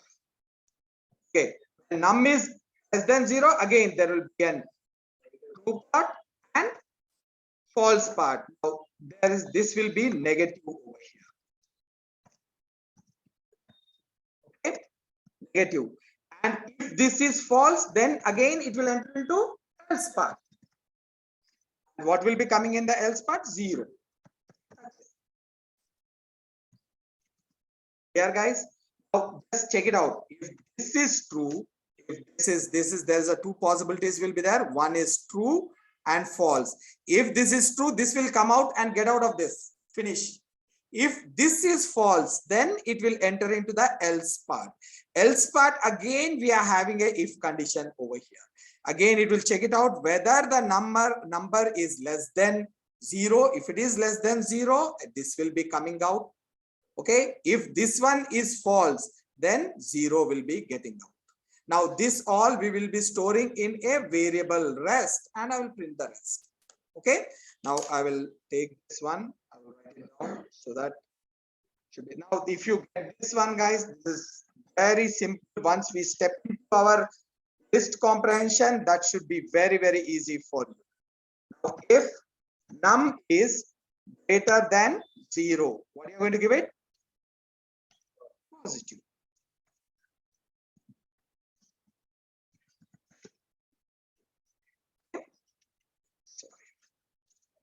Else, then I'm going to write the one more if braces are optional. Unless you are clear, you can go with it. Now, if a num is less than 0, now we are having two options here. That is negative,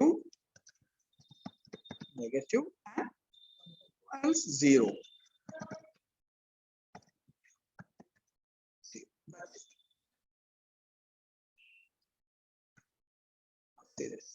This you wrote it how many lines? 6 lines. Here I am writing in 1 line. If I am printing it, I know that I will be saying I will make it 1 line, not worry about. When I run this one, you see this, I got the positive. Okay. So you're saying 2 lines, right? I can directly print this one. I will comment this one, just see. I can print it directly, no need of taking into a variable and doing all these things. I can directly print it over here. Okay. Yes, see. It all is a 1 line. If I say that if it is, this is like minus 20, then what should get it? Negative. Both the cases I should get negative. I got it negative. If it is like 0, then I should get it. Both the cases I should get 0. Okay, clear? Now, whatever the assignments we have done it, we please do that. Except the nested if, I want everything should be done. Okay, nested if, whatever is there. Nested if we are going to cover it tomorrow, and we will finish it off the nested if, and we will jump into the iterative statements. Okay. I will upload it in the Google class. We didn't do it yet. I'm going to do it from today because I'm expecting the credentials to be given to me. They were saying in the morning they will be giving it to me. Once I get it, I'm going to do it. Okay.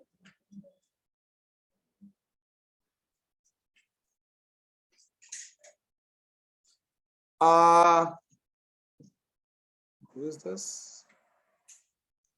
Whoever missed it, I can't see your name.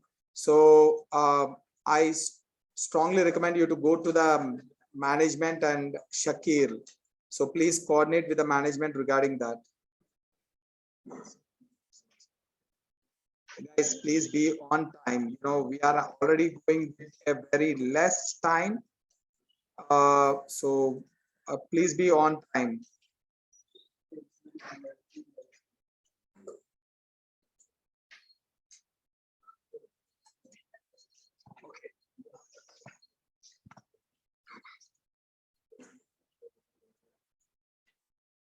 It's done.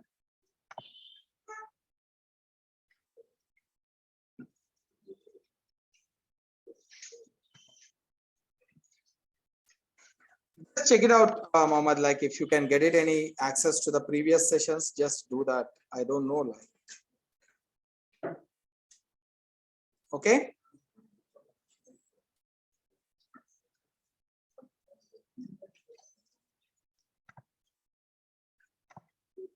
You can get it, use the space and get it and split it up. What's your name? Rakesh. You can use the space and get the 3 values and split it up. That's way you will get it the 3 values. Any questions, guys? Okay. Yeah, it's a backup class. We are going to have it now. Anyone who missed out the previous sessions, we will be having a backup class now. And then after that, we will be having like the coding stuff. Whoever is not done, we will be having the coding stuff.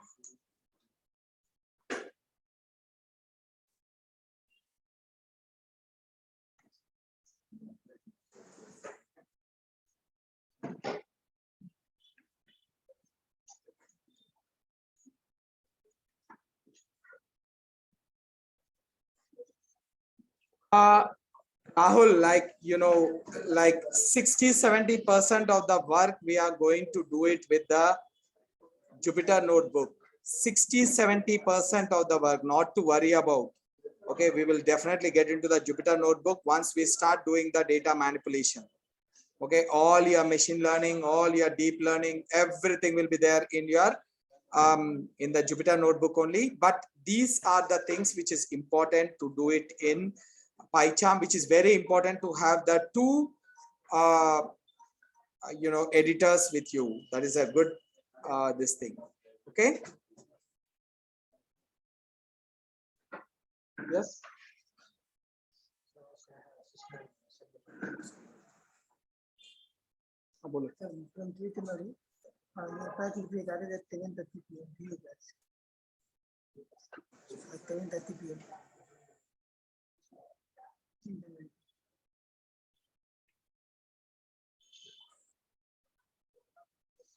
Rahul, before talking, just understand the nature of the software. The software is the one which will mask the chat, not me.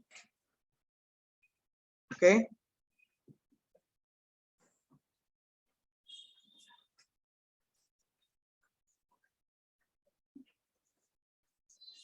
Masking chat is a privacy issue of the software Zoom. That is what they will be doing it, not me. Okay.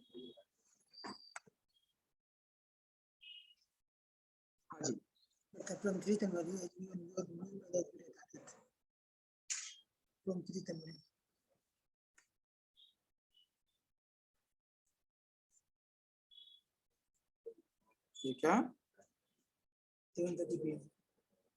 Can I join the class? Is this confirmed? Yes, you don't know the idea. Naresh ID ठीक है, लेकिन it's me, mine या Arjun? How you can join? Either them, but content is them.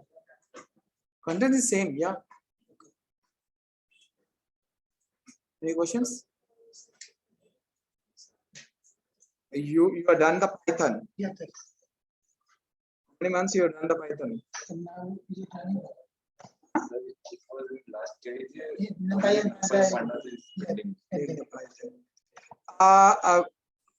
Balendra, like we are going to take the Python till maximum till the files. I don't know I have to take till the oops or not, but till files I will definitely take everything connecting to my our data science. Okay, as you have attended, like some of the things which I showed it connected to my data science, our data science. So that is what I will be doing it, not from the very much non-related stuff. I will be doing everything related to the data science. And if someone is having any issue or with the Python, they are most welcome, because there are a lot of people over here requesting me that they were not from the coding background and I can't justify them in the short time of my class. So I will take an 1 hour extra session every day to make them comfortable with the coding. Okay, this is what usually I will do it. Now that is how the things will be going on. You are asking something? You have done the Python. You've done the Python only number and Is there any class? Is there any class in which you have taught means learning, teaching the data science concepts from the Python complete the Python class? No, I don't have anything like that. Just one class in which the Python is there. और 15 दिन है, 15 दिन के बाद आकर attend करो, you will be in the data science. 15-20 दिन, that's it maximum. Because see, I know that you people have done it. Now, if I start asking questions over here, you can seriously. ठीक है, कल आ जाओ, देखेंगे. If you can do it, I'm very happy for that. Okay, but you know, if you are not able to do it, then that will be kind of an unnecessary mess up for you, because when I go into data science, I'm not going to get back to the Python again. Never. I'll be just moving it like with a swift space. Now, this is very important. Now, if you're going for an interview, they will ask you about the algorithms. Okay, they will ask you about the algorithms, and they will be asking you about the mathematical intuition of the algorithms. They will ask you to write the code on the paper, and they will ask you the EDA process, how you are going to do the EDA process, and what are the different detect identifying mechanisms. Now, these all are simple compared to that of, according to me. Maybe some people may say that once you, there is a process is there, learning process. एक तरीका होता है. ऐसा नहीं कि तैरना सीखना है तो जाके समुद्र में कूद पड़ो. It will not get anything, right? You will be unnecessarily scared. So there's a process is there to learn the swimming. The same way when you are learning anything, there's a process is there. Now, once I'm going to give them the taste of bitterness of the programming, and when they go into the like, you know, machine learning, right, they will be enjoying the things. Where the other people will be who are not tasted this one, they will be scary over there.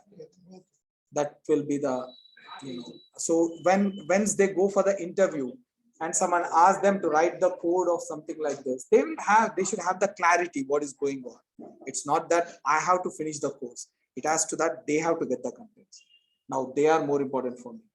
And you have done it. That is really very good. Now, because of you, I can't skip it off this one. Right? Sir, I have given an interview in data science some days before, and they have asked some statistics questions and the questions that are related to data science. So I feel that it is important. What is the question, sir, they asked you? What is the importance of standard variance in the standard deviation, variance, Z score में कहाँ पर use होता है वो? वो जब अपन उसमें statistics use होता है, मतलब statistics का subject है, कहाँ पर use होता है वो? फिर मालूम नहीं है तो फायदा क्या है फिर? मैं वो पढ़ाई नहीं करता, वो 2 दिन में कंप्लीट हो जाएगा. आपका स्टैटिस्टिक्स जो आप बता रहे हो 2-3 दिन में कंप्लीट हो, उससे ज्यादा नहीं लेगा. Z स्कोर मैकेनिज्म रहेगा, स्टैंडर्ड डिविएशन रहेगा, नॉर्मल डिस्ट्रीब्यूशन रहेगा, वो इंपॉर्टेंट नहीं है. IQR टेक्निक रहेगा, लेकिन वो कहाँ पर यूज होता है हमें? स्टैटिस्टिक्स वाला हर कोई पढ़ता है वो. Where exactly that will be used in our data science to identify the outliers. अगर आप सही सही जवाब दे दिए तो ना वो बोलेगा निकालो आउटलायर. फिर that is one of the mechanisms to use to remove the outliers from the data set. There are multiple techniques are there. Now मैं सबको बता रहा था lambda is very important for us. That is one of the mechanism. Mapping, which is a part of lambda, that is one of the mechanism. Z score, standard deviation, Z score, lambda, and IQR technique, your block box plot भी बोलते हैं उसे. So that is all like EDA process, exploratory data analysis. That is very important. Now, if सोचिए सही मैंने आपको higher कर लिया, अब आते ही मॉडल बिल्डअप करो बोल के नहीं बोलूंगा. डेटा क्लीनिंग वही तो EDA प्रोसेस, वही है, वो तो EDA प्रोसेस है. तो वो पांडास में भी कर सकते हैं और विदाउट पांडास में भी कर सकते हैं. पांडास में सिंपल प्रोसेस जानते हैं, लेकिन when you go to the EDA, that will be more exciting over there. We will be dealing with a big amount of data and then we will be doing it. So उसके लिए क्या होता है कि when you go further and further inside, then you have to know the Python over there, a lot of Python. There the people get stuck up and they will lag behind. Now when you are comfortable, now modularization जब हम करेंगे, modularization जानते हैं ना? जब modules वगैरह बनाते हैं प्रोग्राम फंक्शन, मॉड्यूल्स क्या होते हैं? मॉड्यूलेशन में जैसे कोई आपने टास्क किया है तो उन टास्क को छोटे-छोटे टास्क में कर मतलब कन्वर्ट करके उनके मॉड्यूल्स बना के फंक्शंस. मैं प्रोजेक्ट का डेफिनेशन नहीं पूछ रहा हूँ, कोडिंग का डेफिनेशन पूछ रहा हूँ. मॉडलराइजेशन आप प्रोजेक्ट का बता रहे हैं. जो प्रोजेक्ट में होता है बड़ा टास्क को छोटे-छोटे टास्क में डिवाइड करके, वो ये अजाइल मेथोडोलॉजी है. आप बता रहे हो agile. I am asking in the coding. I think वैसा स्टोरी अभी सर ने बताया था कि मॉड्यूल्स मींस कोई भी प्रॉब्लम को सॉल्व करने के लिए थोड़ा भी यूज करके That is the modularization. That is a module. Modularization is a technique of coding. ठीक है, कोई दिक्कत नहीं. I will let you know when the Python is done. You can come down and you can join it. Okay. So after that, now I don't know, like you can coordinate with them. Maximum 15 दिन के बाद आके बैठ सकते हो. 15 दिन में हो जाना चाहिए. अभी 1-2 दिन में तो ये हो जाएगा. ये अपना जो भी कंट्रोल फ्लो स्टेटमेंट्स है 3 दिन में हो जाना चाहिए. whiles and फिर उसके बाद if list and dictionary वो दोनों 1 दिन ले देंगे और ट्रिपल एंड सेट वो 1 दिन, 3 दिन हो जाए. फंक्शंस और फंक्शंस 2 दिन और फाइल्स 3 दिन हो गया. सो ले लो 15 दिन में हो जाना चाहिए पूरा. अगर 2 weeks 2.5 weeks में आ जाइए. Exactly we will done with the 1 month. Then we will be jumping into the NumPy pandas and then we will be learning the statistics. आपको जो भी क्वेश्चंस पूछे वो पूरा रहेगा. वो हम लोग पढ़ेंगे. फिर उसके बाद we will be seeing that where exactly that is used. That is more important. अब आंसर देने के बाद इमीडिएटली पूछेंगे क्वेश्चन की. ठीक है.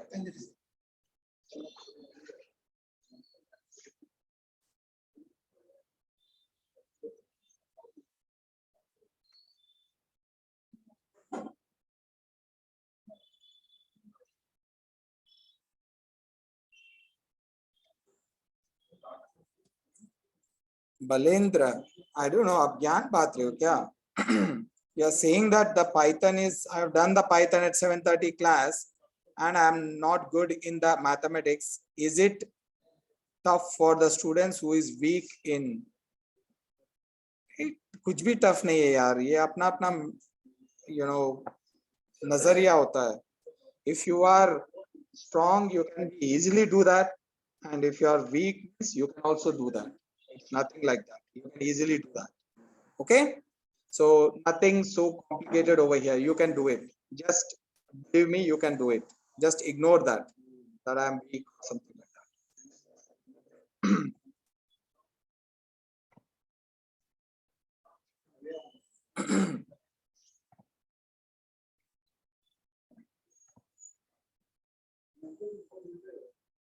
15-20 days. Yeah, 15-20 days it will take to complete it, all the Python. From here on, 15 days max. Yeah, guys, let's start the backup session. हो गया? First two question చేసినాంగా.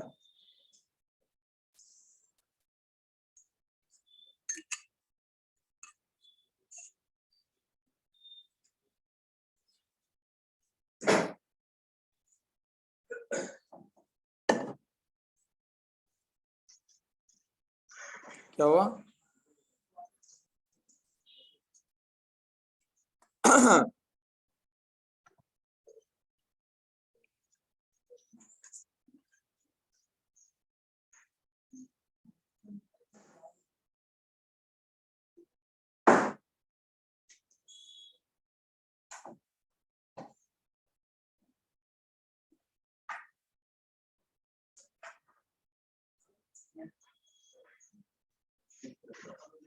Sure, Rahul.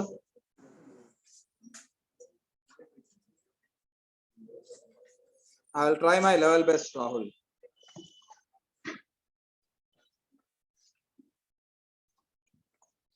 These assignments are taken.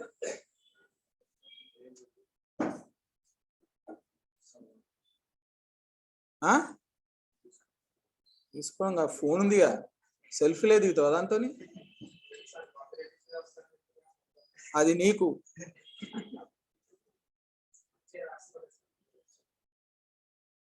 Scan చేస్తున్నావు కదా దాన్ని. ఏం కనిపిస్తలేవు?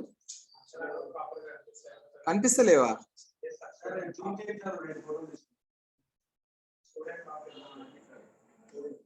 టెక్నాలజీని వాడండి.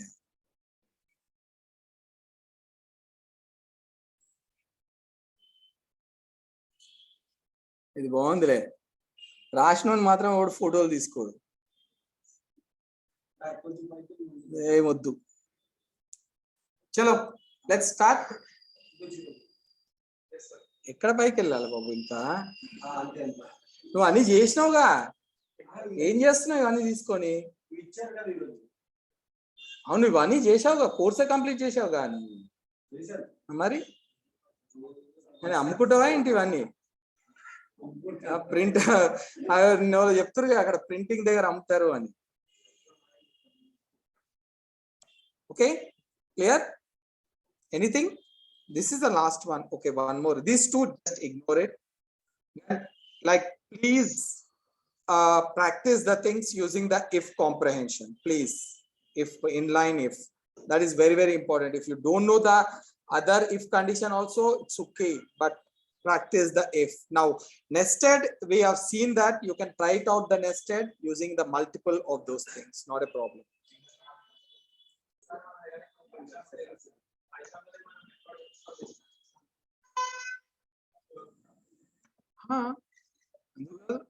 By default ఉంటుంది. No need of installing, direct use చేయ వచ్చేస్తుంది. వాడినావా అసలు జూపిటర్ నోట్బుక్? పైథాన్ కాదు, పైథాన్లో వాడకు, జూపిటర్ నోట్బుక్ లో వాడు. Python is for data manipulation. Once మనం numpy pandas కి వెళ్ళామనుకో, we will never touch the PyCharm. Now only thing is the modularization నేను ఏదో చూపించాలనుకుంటున్నాను, like scraping of the data from the source and getting the data into the text file and taking it to the CSV file. That is what I want to show it over here. That usually they will ignore the people will be ignoring. That is a very important thing. Okay, let's like we are going to do the living. There is, we are going to look at the life cycle of data science. First of all, guys, the people who are very new and who are already done the data, yeah, okay, it will be a data science backup. The first fundamental concept, whatever is there, that is the backup it is. Now the people who are already attended, they can try it out the code, whatever we are doing it, then we can try it. Okay, and now guys, first of all, let's see that what is a data science. Now we already having the list over here, but still I'm going to cover it over here. Let me do this.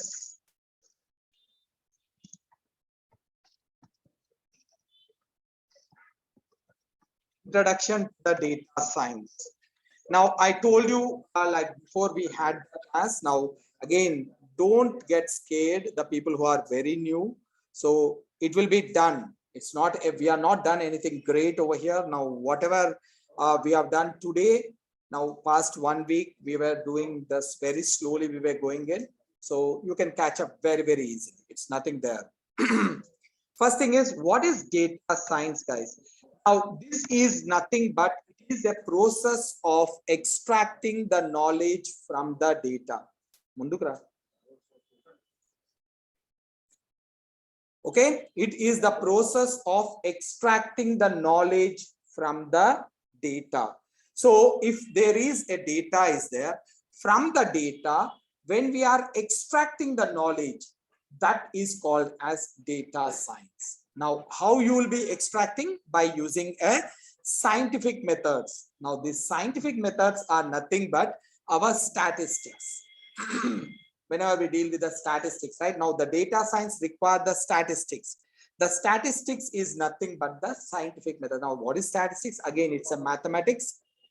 It's a version of mathematics. Okay, now this can be written as, it is a science, or it is data science. It is a process of extracting knowledge from the data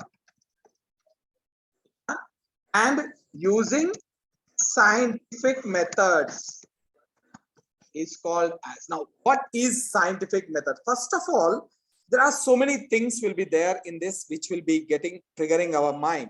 First one is knowledge. What is this knowledge? Then Next one is what is data and what is scientific methods. There are some very much questionable things which we are going to look at this one. Yeah, just write down if you want it. Right.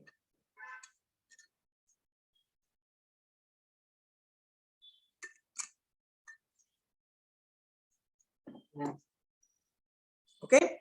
Now, if you check it out, let's connect it, guys.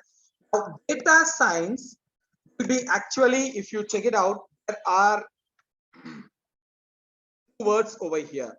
If you observe it, one is data, second one is the science. Science is nothing but this part. It is a process of extracting knowledge is called as a science. Any process, any sector, if you take it like chemicals, that is called as chemistry. It is a science. Okay, mining, what we are doing, the mining, that is also a science, learning about the mines. Okay, if you are dealing with the extraterrestrial objects like some moon and some planets, that is also astronomy, is a science. Okay, and these all are called as science. Okay, now you can say that science is nothing but when you spend up some time, when you spend some enough time on a particular sector, is called as a science. So whenever you are doing a detailed study on a particular sector is called as a science. It is a detailed study in any sector, any particular sector is called as a science. What you are doing with this, doing the detailed study. Now, when we do a detailed study, we extract or we acquire the knowledge over here. After doing this, what is the outcome we are going to get it? It's called as science. Now, what is the advantage of doing a detailed study? You will acquire knowledge.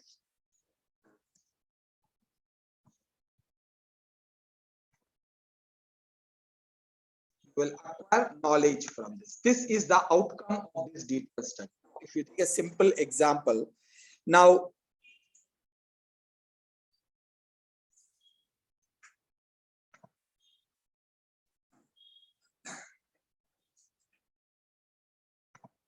Nazia, that is the raw facts. It is not only raw fact. If the processed fact is also called as a data, you can't say that raw fact is only the data. So anything like data can consist of raw facts as well as the processed facts also.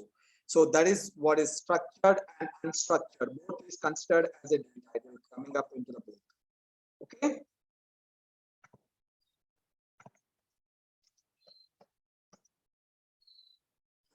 Clear, guys?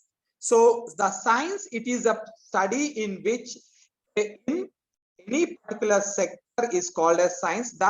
What is the outcome of this science is we will acquire the knowledge. We will acquire the knowledge. Now we are going to see what is the knowledge also. We're going to see each and every term which is coming over here, so that you are very much comfortable in the future. Now, we have seen the science. We have seen the science. What is left out? Data. Now, what is science is you are doing a detailed study in any sector. Any sector is called as science. Now, what is a sector we are doing a detailed study? Data. Data is the one we are doing a detailed study. This is why it is called as. Now it is saying that it is a process of extracting knowledge. Can you see it? Extracting knowledge. This is nothing but it is a science only. This one is a detailed study in any sector is called as science. What is the outcome is that knowledge. So the same thing, it is a process of extracting knowledge is called as a science. Now, on which sector you are applying this one? Based on data. On data, the process of extracting the data or knowledge from the data. So the $1 million question is, what is data? Right? What is data? Now that is a big thing. What is data? Humans are.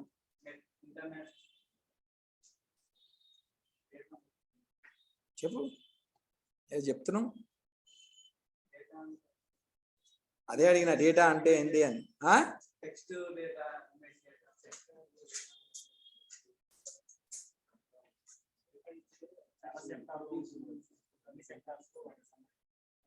అవును నువ్వు correct person చెప్పు data అంటే ఏంది insurance దాంటవా చాలా sector అంటే ఏది నేను కూడా చెప్పిన సెక్టర్ అని వైసా గౌలిగూడ కదా గౌలిగూడ కదా మీది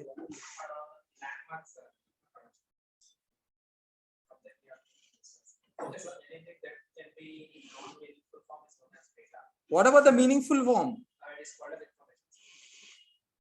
It's not a data. It's not a data.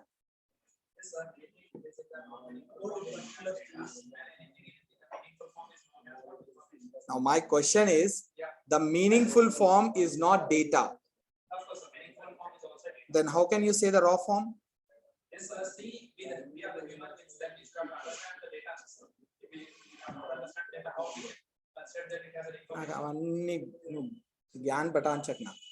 What is data? My question is. It is a raw fact. Raw fact కాదు processed fact ఏమంటావు మరి raw fact example ఏంటి Example like the student's name, ID, all these things without having columns. Columns ఏంటి Okay, sir, in table we having columns, rows and rows. If we having only row data. Image data నా కాదా Yes, sir, image also data. రో దాంట్లో రో ఏది కాలం ఏది No, that is not. మళ్ళీ see data is nothing anyone a data is nothing but it can be anything as he was saying it can be a normal image it is a data a video it is a data now a record now he is saying the word anta he mixed it up but what he is saying is record ante a related information or related data about a particular object is called as record. Now record is nothing but a related information together is called as a record. Now for example, I am the object. Okay. Now my experience is 12 years. Just say that. And I am into Python and data. Whose information is this? About the Arjun, right? About mine it is. So when all the informations are related to a particular object, that is called as a record. Okay, that is exactly called as a record. Not to worry about, we are going to see it.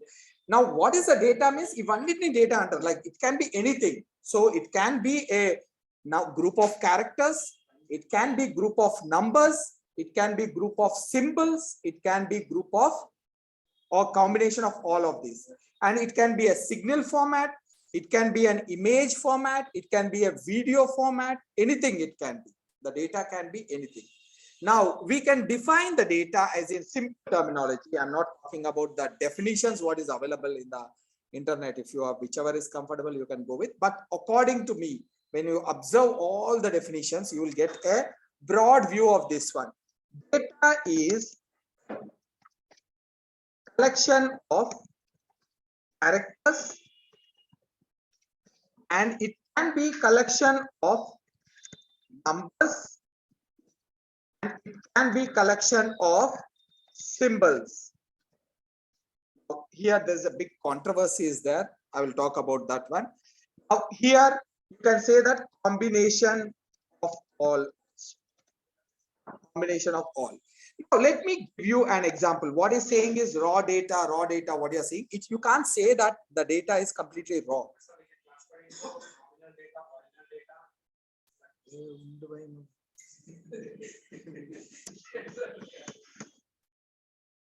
So now collection of characters means I will say that now apple, now orange, and I will say that like Hyderabad. Is this the collection of characters? Yes or no? It's a group of characters are there, right? It's a collection of characters. So this is data. Yes, no doubt this is data. Now, what about this one?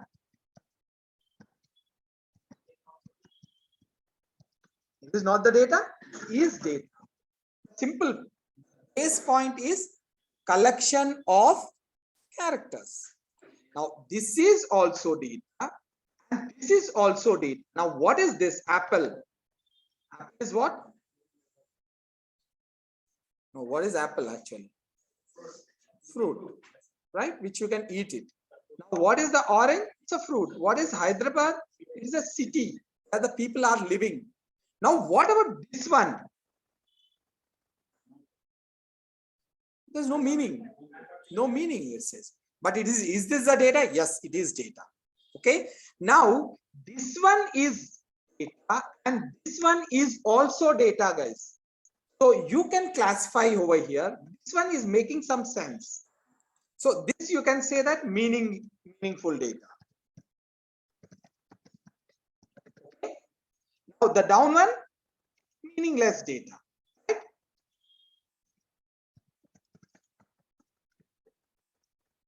Meaningless data. Okay. One is meaningful data. Next one is meaningless data.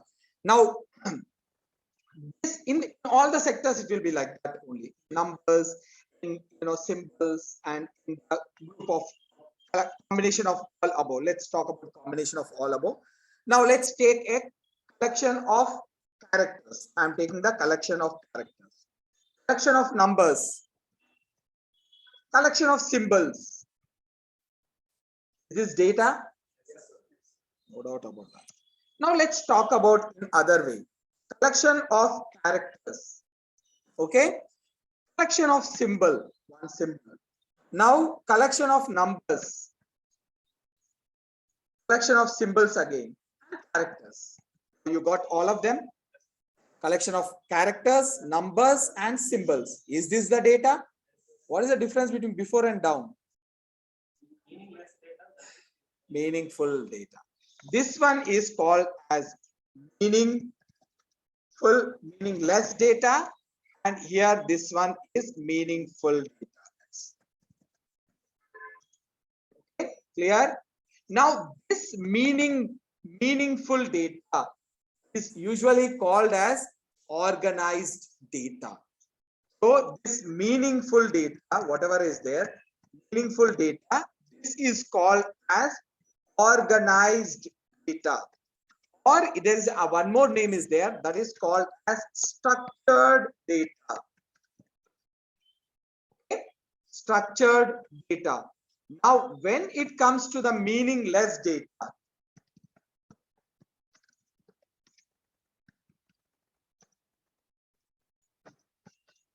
it is called as unorganized data and unstructured data.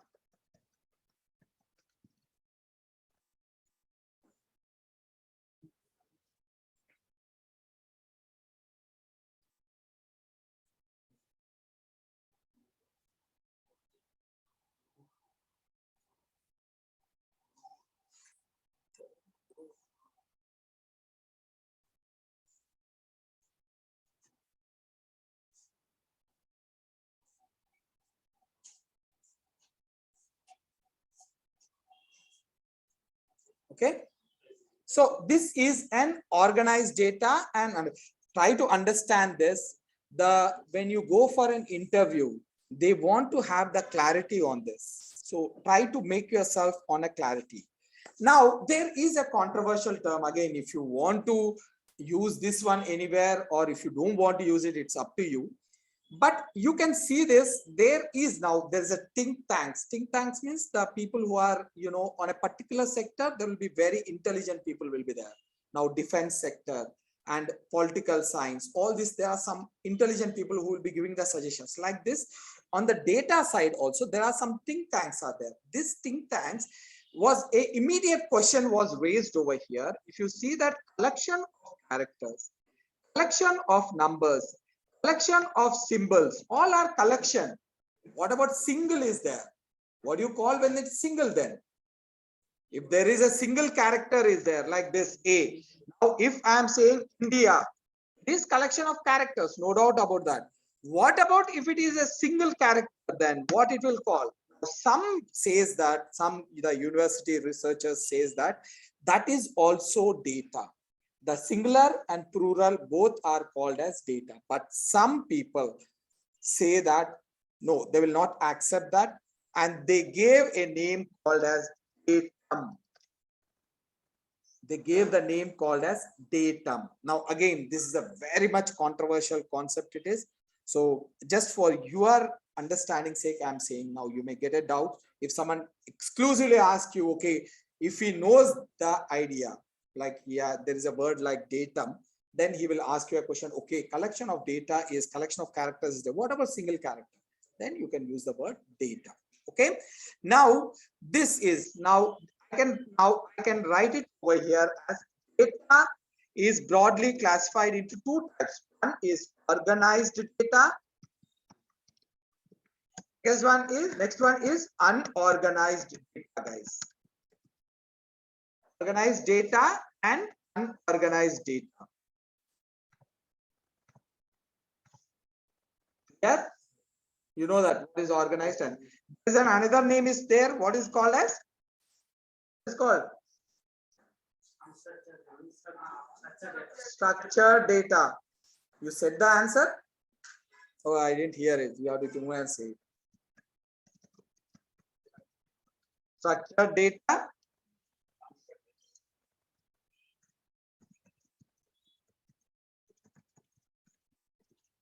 Okay. Unstructured data.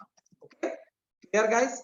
Now, this structural data usually don't assume that it will be like apple, orange, or something. It will not be like that. Now, how the structured data will be? Now, this again, data, we are going to go very detailedly. Now, he used a term called as, ordinal data, and, something which is again a very depth. It's a very hierarchy is there. We have to go there. Now, I'm going with a very broad view. Then we will go like step by step into deeper. Now, that will not happen in a single day. It will take like, some days. You have to cope up. Now, this organized data, usually this kind of organized data is stored in, before that. Now, this data is there. Data is characters, numbers, or all this. So they have to store somewhere.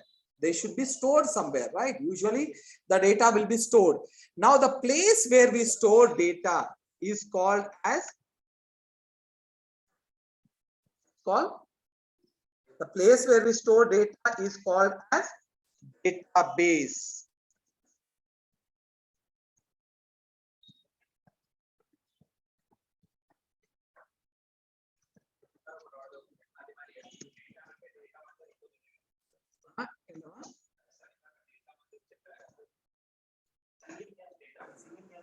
Datum.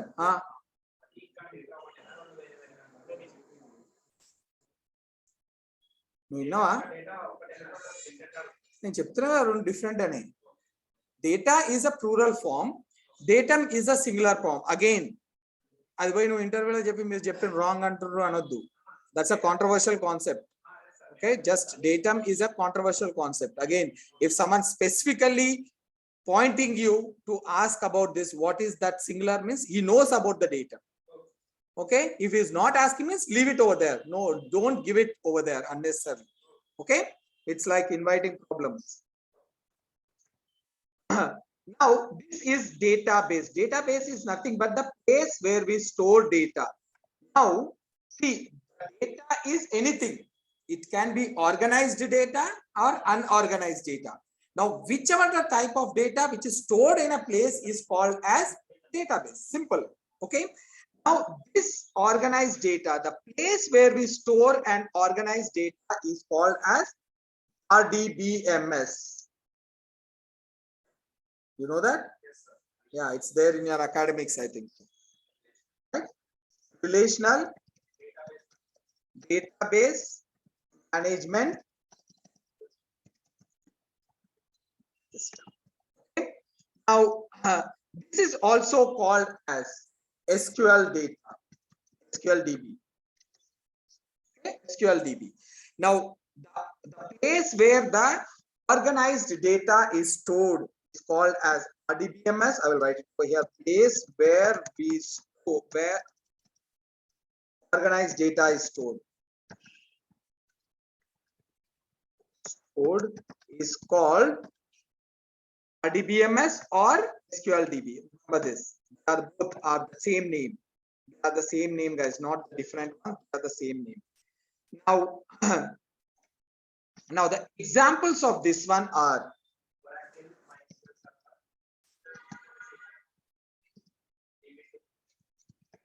MySQL and SQL Server. I can say that this is comes next, MySQL Server, and you will get it MySQL, and then you have something called DB2. These are some of the databases. Now, you know, I think you know this Oracle, right? It is a company owned by Oracle. Company itself is Oracle. Now, Microsoft people holds the SQL Server, and you know, MySQL is being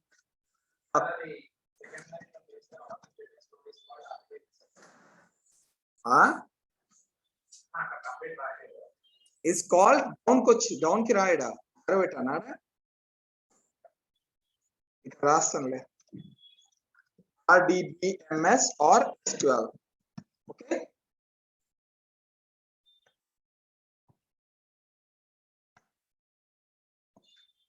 SQLDB here. It should be SQLDB. Okay, clear, guys? Now this is from the IBM. This is again from the Oracle and IBM. Okay. Now this is a popular on the basis of popularity. Now the same way, the place where the unorganized data is stored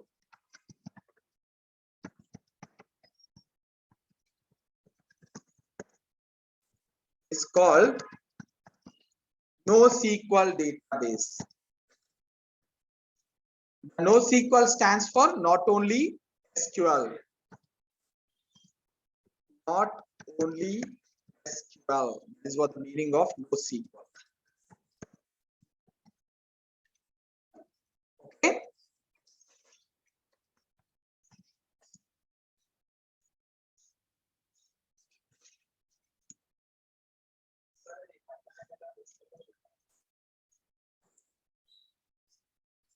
Hello, అయిపోయింది అనుకో disturb చేస్తూనే ఉన్నాను.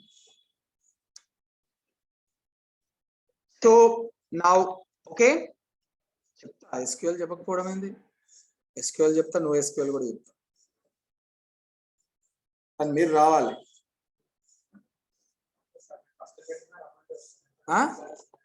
First పెట్టడం కాదు, Sunday పెడతా, అది first అందుగురించే ఇంట్లోకి వెళ్ళి పెడతా అంటుంది. Please like place where now not the please place here I wrote the wrong place where we where organized data is where the unorganized data is stored. NoSQL. The example of the NoSQL is, you know, this is called as MongoDB. This is a very popular one, MongoDB, and there is something called as DynamoDB. Now, to this I can say that Cassandra.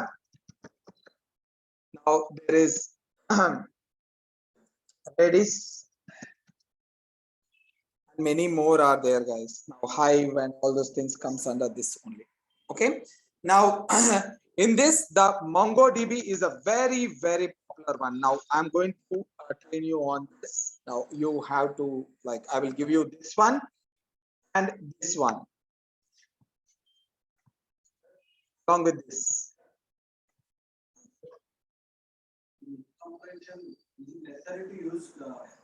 Class nadustundi. After class you can ask me. Okay.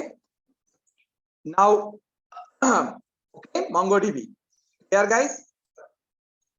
Now after this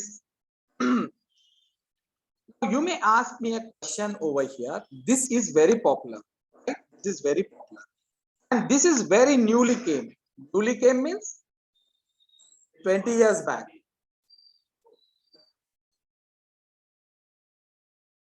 అవును మరి 20 years back, 50 ఏళ్ల క్రితం వచ్చింది. 50 years back. This is around 1970. First RDBMS was designed by Ted Cord in 1970. First RDBMS structure was, that is relational database management. And this was designed, like it was came into the picture, you know, in 2000. 2000 means like, you know, it's like compared to that of RDBMS, it is very young. The NoSQL is very, very young. Okay? Now, you may get a doubt over here, how much percentage of the data is stored in which one?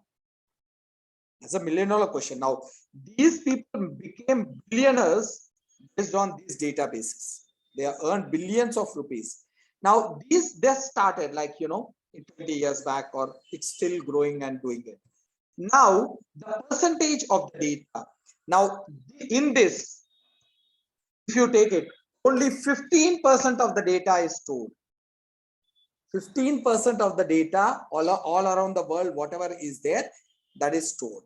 Okay, and how they will get the data? The source of the data is manually entering.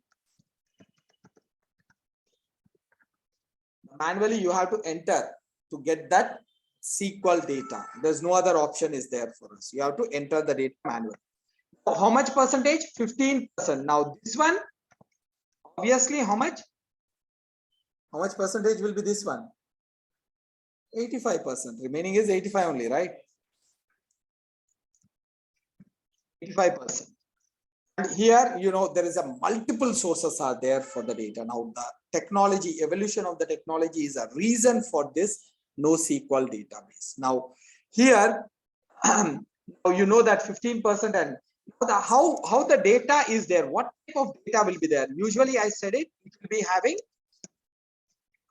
organized in the form of records. The data will be in the form of records over here. For example, you will be having a data of an object. Now, for example, you can take a Samsung mobile. Samsung mobile. What you will be having? What will be the price of this mobile? Color of the mobile. Okay. Color of the mobile. Now it takes only R in America. Okay. Now the like, you know, RAM of the mobile and storage of the mobile. All these are related to what? About the mobile only. So this is all related to the company. I will say that these all are related to mobile. Mobile is an object. It says the company of the mobile, size of the mobile, color of the mobile, RAM of the mobile, and, you know, storage. All these are related to the mobile itself. So data will be stored in this format. All the related information will be stored about a particular object over there. For example, here I will say it like you have a student. Student ID will be there. Okay. Then student name, like maybe Naren. Now then student class 10. Student marks or age will be 15. Now class marks, English marks maybe 55. I will keep Science 55, maths 55. Now, whose marks is this 55? Who is the student? Naren is the student. Right? Now, whose ID is this? Naren. So, this is how a data is stored in an RDBMS in the form of a record. Okay, record. Okay, stored in the form of a record. And these records, when they club together, they will become a table. Okay, when the records are clubbed, for example, if I'm going to copy this, you see this, I will write it down over here. This is one record. Okay, now I'm going to give it one more record, one more record, one more record, one more record. Now, what it became? So it is a table. Okay, now table consists of, now what is the difference in this one is, table consists of two parts. This is the column. Okay, this is the row. How many rows are there? One row, two, 3, 4, and 5. How many columns? 1, 2, 3, 4, 5, 6, and 7 columns are there. Okay, these are called as rows. Rows, what will have? It will have all the related information of a object. Okay, now these are the columns. Columns is category. What category of that? Now it is the ID, student ID, student name, student class, student age. Now this is a category, like, you know. Now that in the technical terminology, these columns are called, now the columns and rows are used from the programming prospects. Now whenever you are using the term columns and rows from the programming prospects, we'll use it. But when you are dealing with the database and you're talking about the database in the, like, about the presentation and all those things, we have to call this one as fields. They are called as fields, and this one is called as records. Okay, so usually in the relational database, the data is stored in the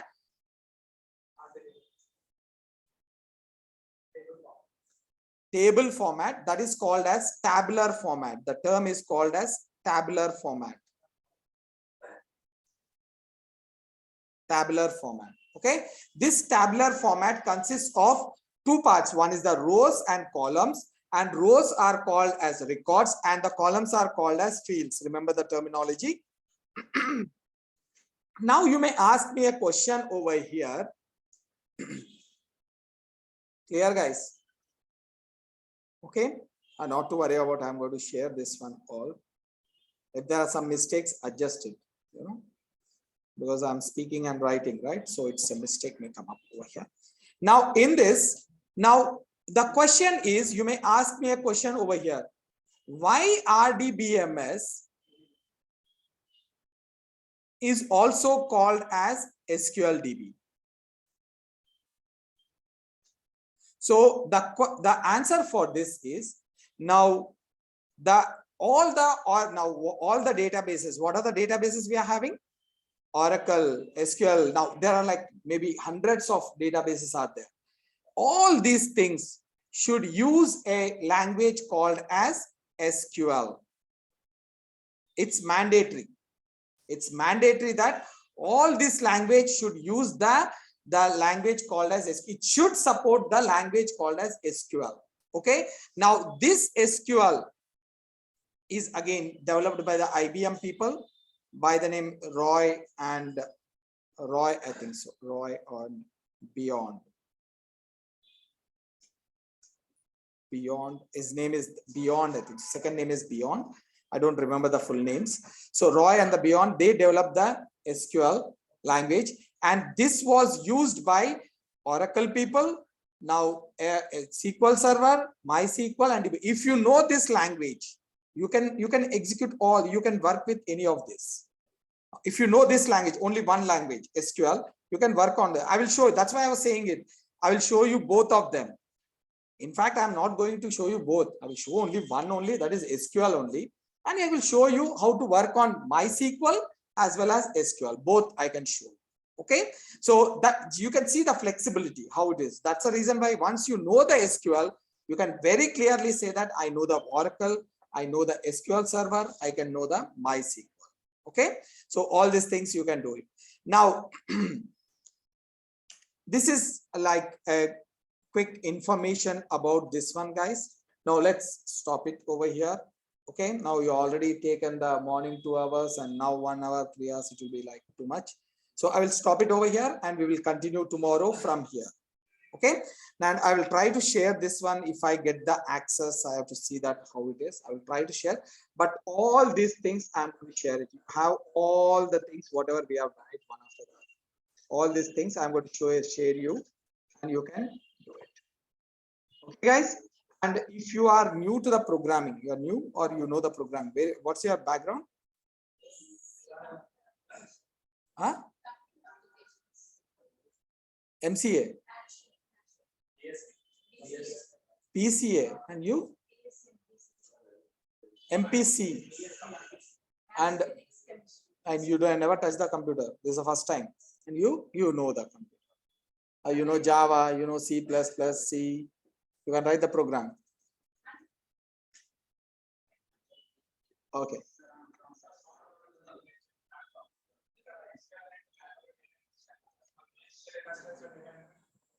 Huh? అవును నీ mobile లో data ఎట్లా వస్తుంది? How you are getting the data in your mobile? What type of data can be stored in the NoSQL? Images. Anything you can store it. Now, నీ దాంట్లో phone లో audio recording ఎలా వస్తుంది? Directly you record it in your phone, you will get it, right? Like that, there are multiple sources are there. You can use your laptop, you can use your smartphone, internet. All these are the sources. Now I'm going to tell that what is the source for the evolution. Why we are learning data science now. And when it came, 1950s lo ochindi. 1950s, the AI was first introduced. It's real. I'm not bluffing. So it is 1956 was the first AI.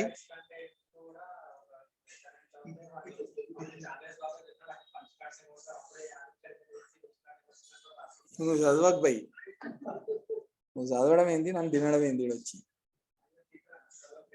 నీకు అనిపిస్తలేదు, నీకు తింటున్నావు కాబట్టి నీకు నిండుతుంది, నీకు తెలుస్తుంది, నాకు తెలుస్తుంది.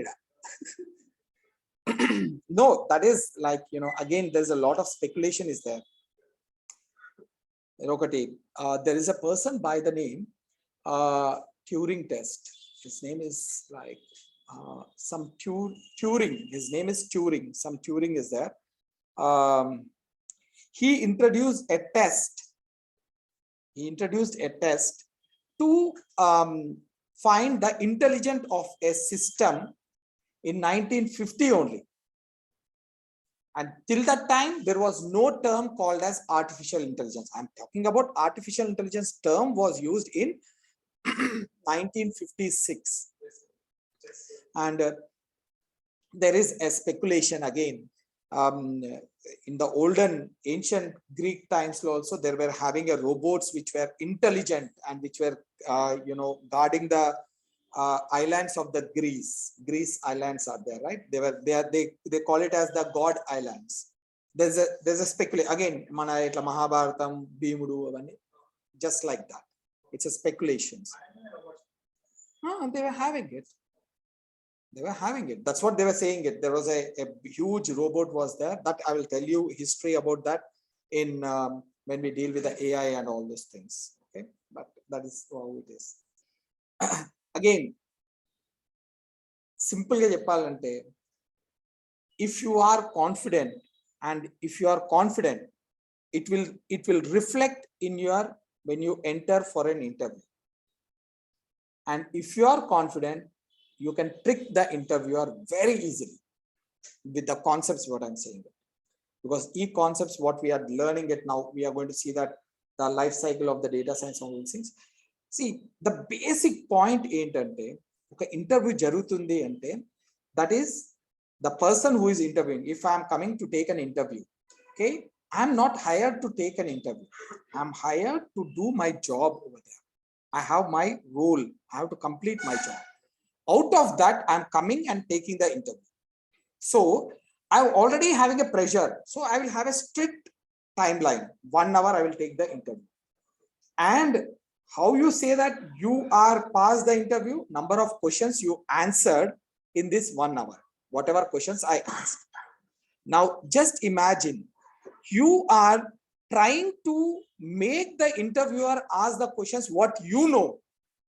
Then what will happen? Not easy. That is like, you're manipulating the interviewer. So how you will be doing is, you have to invite him. Now, if he is saying you, what is the data science? Or he will ask you, what is the data science life cycle? Now, he will be expecting a small answer. Okay. So like he will be expecting like, data science life cycle consists of these are the things.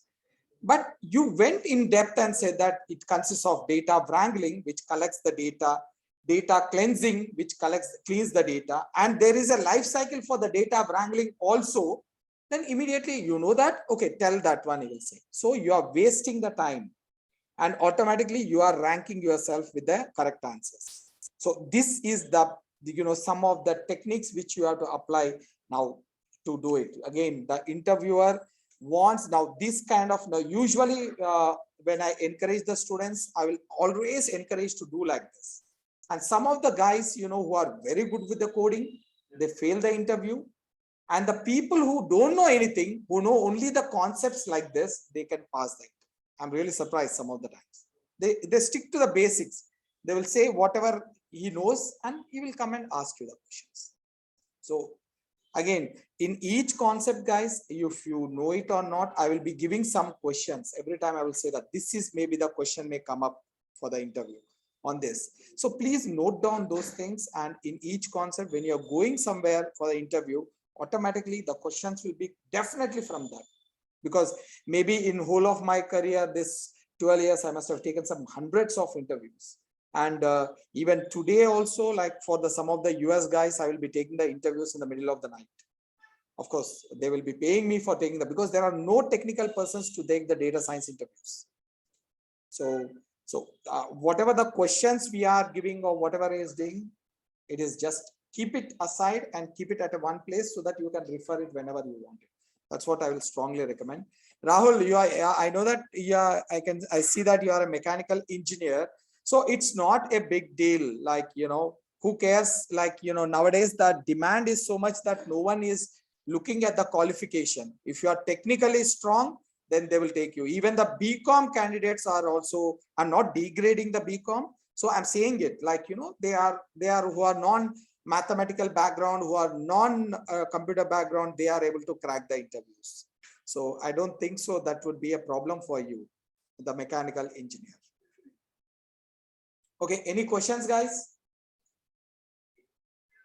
Okay, so we are going to continue with this one tomorrow, and we will go with this. And I think that we will be having, it depends again, how many people wanted the class on first.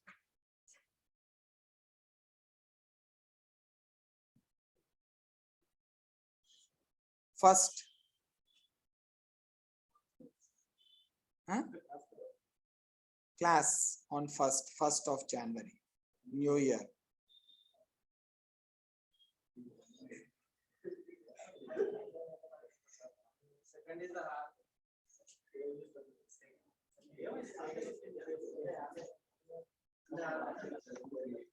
Sunday కాదు కదా, Saturday వస్తుంది అది. ఓకేనా?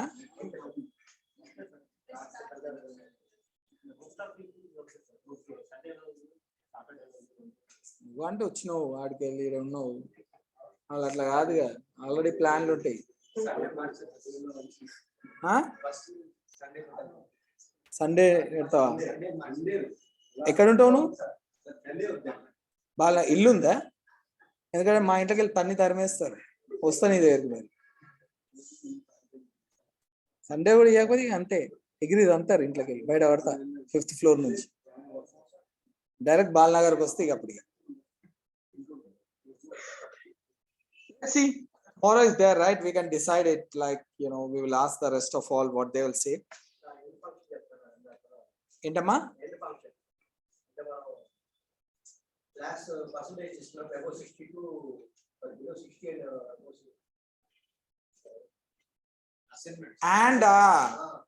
and functioning కాదు అది, operator. Okay, let me give you an example over here. And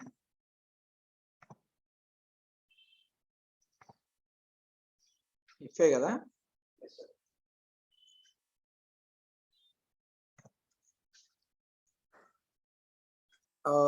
ఏంటది student కదా, student marks. So let's take it like I'm going to take 2 marks.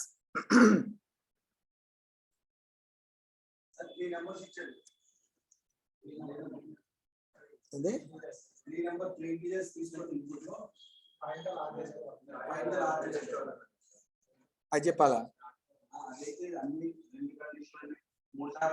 అది నీకు కావాలా? So I will give the three numbers. N1, one, okay, is equals to int of input, enter a number, first number, enter first number.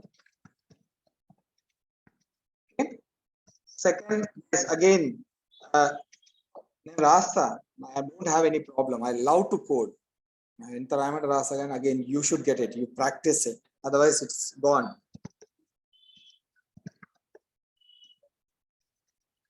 Enter second number.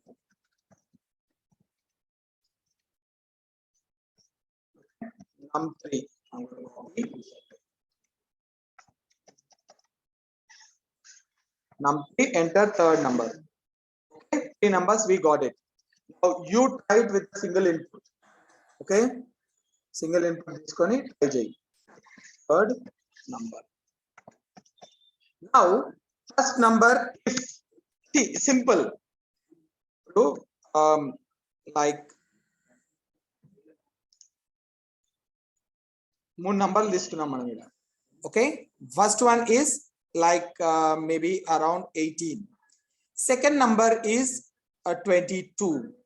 Third number is like 20. Three numbers. So first ఏం చేస్తానంటే నేను ఈ number తీసుకుంటా. First they will take this number. I will compare this number with this. Okay, and I will compare this number with this. Okay, just think that this is 180. The number is 180. Now I will check it out. 180 is greater than 22. Yes, it is. 180 is greater than 20. Yes, it is.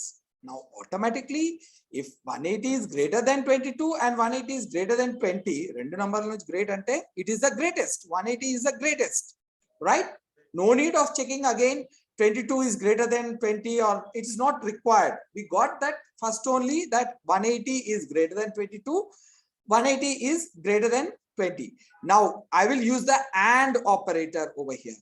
If this is true and this is true, when first number is greater than the second number and again the first number is greater than the third number, then I will say that which is the greatest?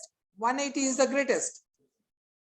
Suppose in this I am checking it out here 200. Okay, 200. Now this is 200. 180 is greater than 22. Yes, true. What about this case? False. What is the total outcome? False will be there. So now I can throw off the 180, right? I'm sure that 180 is not the greatest. You can throw off, remove that. Now what is left out? 22 and 200, because I'm 100% confident that when this is outcome is true means false means, you know, 180 is no chance that it is not having any chance of becoming the greatest. Antena? So this is gone. Now the 180 I removed. What is left out? 22 and 200. Check it out here. If 22 is greater than 200, give it 22 as a greatest, right? But this is not correct, right? Now which one is the greatest? 200 is the greatest. Simple. The same mechanism I will apply it over here. Just take it. If num1, that is 180, is greater than 22, yes, it will be, right? Num2 is greater than, right? So this one I'm entering దీంట్లో 180 enter చేస్తున్నా. Okay, దీంట్లో I will enter, when I execute I will enter it. I will enter maybe 150. Take it. దీంట్లో నేను 200 enter. Okay, now first what I have to do it is I have to compare 180 with 150. 180 is stored in where? Num1. 150 is stored in where? Num2. I'm comparing this. Okay. Num1 is greater than Num2. Yes or no? Yes, it is. The outcome is true over here. Now I have to check it out one more also. What is that? Num1 is greater than Num3. But I have to use it AND operator. AND operator. Num1 is greater than Num3. Now the total outcome true epudu vastundi. If this condition is true and this condition is true, then only we will get the total output as true, because we are using the AND operator. Or operator, when we will get it true, if any one is true, you will get the output as true. Okay, now here I am using the AND, so I should get it. Okay, clear? Now see this is true and this is false. So what is total outcome? False. So is there now? There is no chance that 180 will be greatest. No, you can remove that 180. Okay. Now I will use it. Now, if suppose, just think that if suppose if 180, now here 1800 display, speculation, 1800 is greater than 150. Yes. 1800 is greater than 200. Yes. If both are true, give me one output. Number 1 is the greater. Number 1 is the greatest. Is the greatest. Now I am imagining that if number 1 is the greatest, that is, if number 1 value 1800 unte, number 1 will be greater than num2 and number 1 will be greater than num3. So our situation low, I will be giving this as an output. When the total outcome of this one is true. But is that true? No, it is not true. So what I will do it, I will take it to the next one else. Left, sorry. Left. I will give it as, now in this you can remove the number. No need of num1 for us, because we already know that num1 is not the greatest. I compared it already, num1 with num2 and num1 with num3. I got the output as false, so this one we are not going to execute it. Okay. Now next left out is what? Num2 greater than num3. Greater than num3. Now here I will print it. If this is true, if this condition, that is 150, it has 1500. 1500 is greater than 200. Yes, it is. Then in that case, I have to give it num2 is greatest. Is the greatest. Okay. But in reality, this is not the one, right? This is not the one. If this is not the greatest, then what will happen? What has to be print? Num3 is the greatest.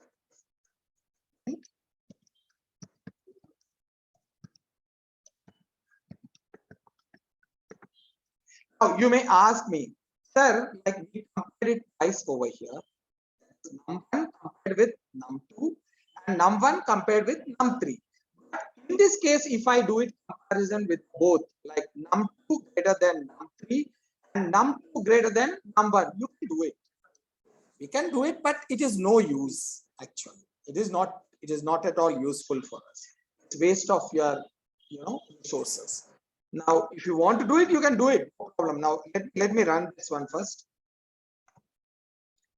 I will give it as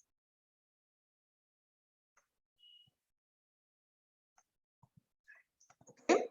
I will give it as like 180. Next one 150. Next one 200. We are going to get it. 200 is the greatest. Now let's try it out. Giving the first one is the greatest. Let's give the first one is 1800. Next one is 155. And next one is 200. Which one is the greatest? 1800 is the greatest. So we'll get the 1800. Now let's give the second one as the greatest. Now 150, 180. Sorry. 180.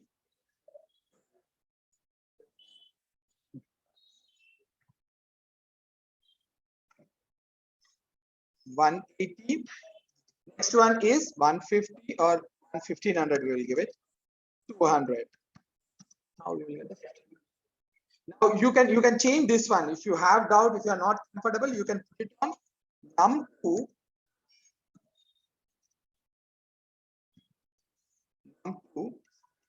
greater than num1. Give it num1, or you can write it for num2 greater than num1 and num2 greater than num3. This is also, it will work. This is not required for us. Unnecessary we are giving it. You can try it out, no problem about that one if you are comfortable.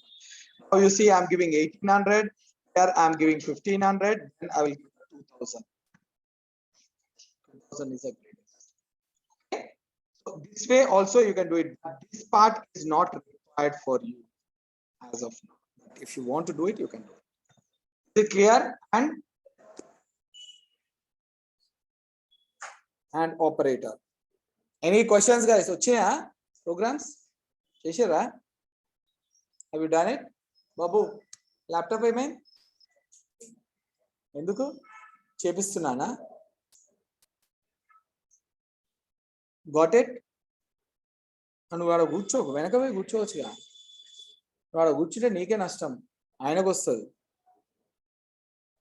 Done it? Stop the class?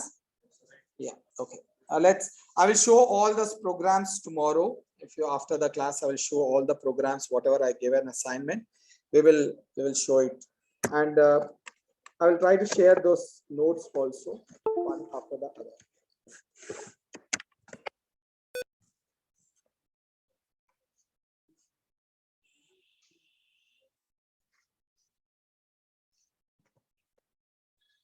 Okay, guys who are online, okay, let's meet tomorrow then. Okay? Thank you.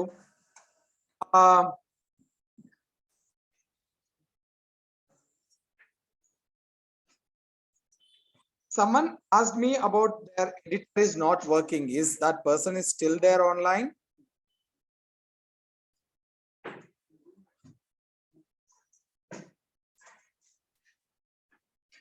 Okay. Is not there.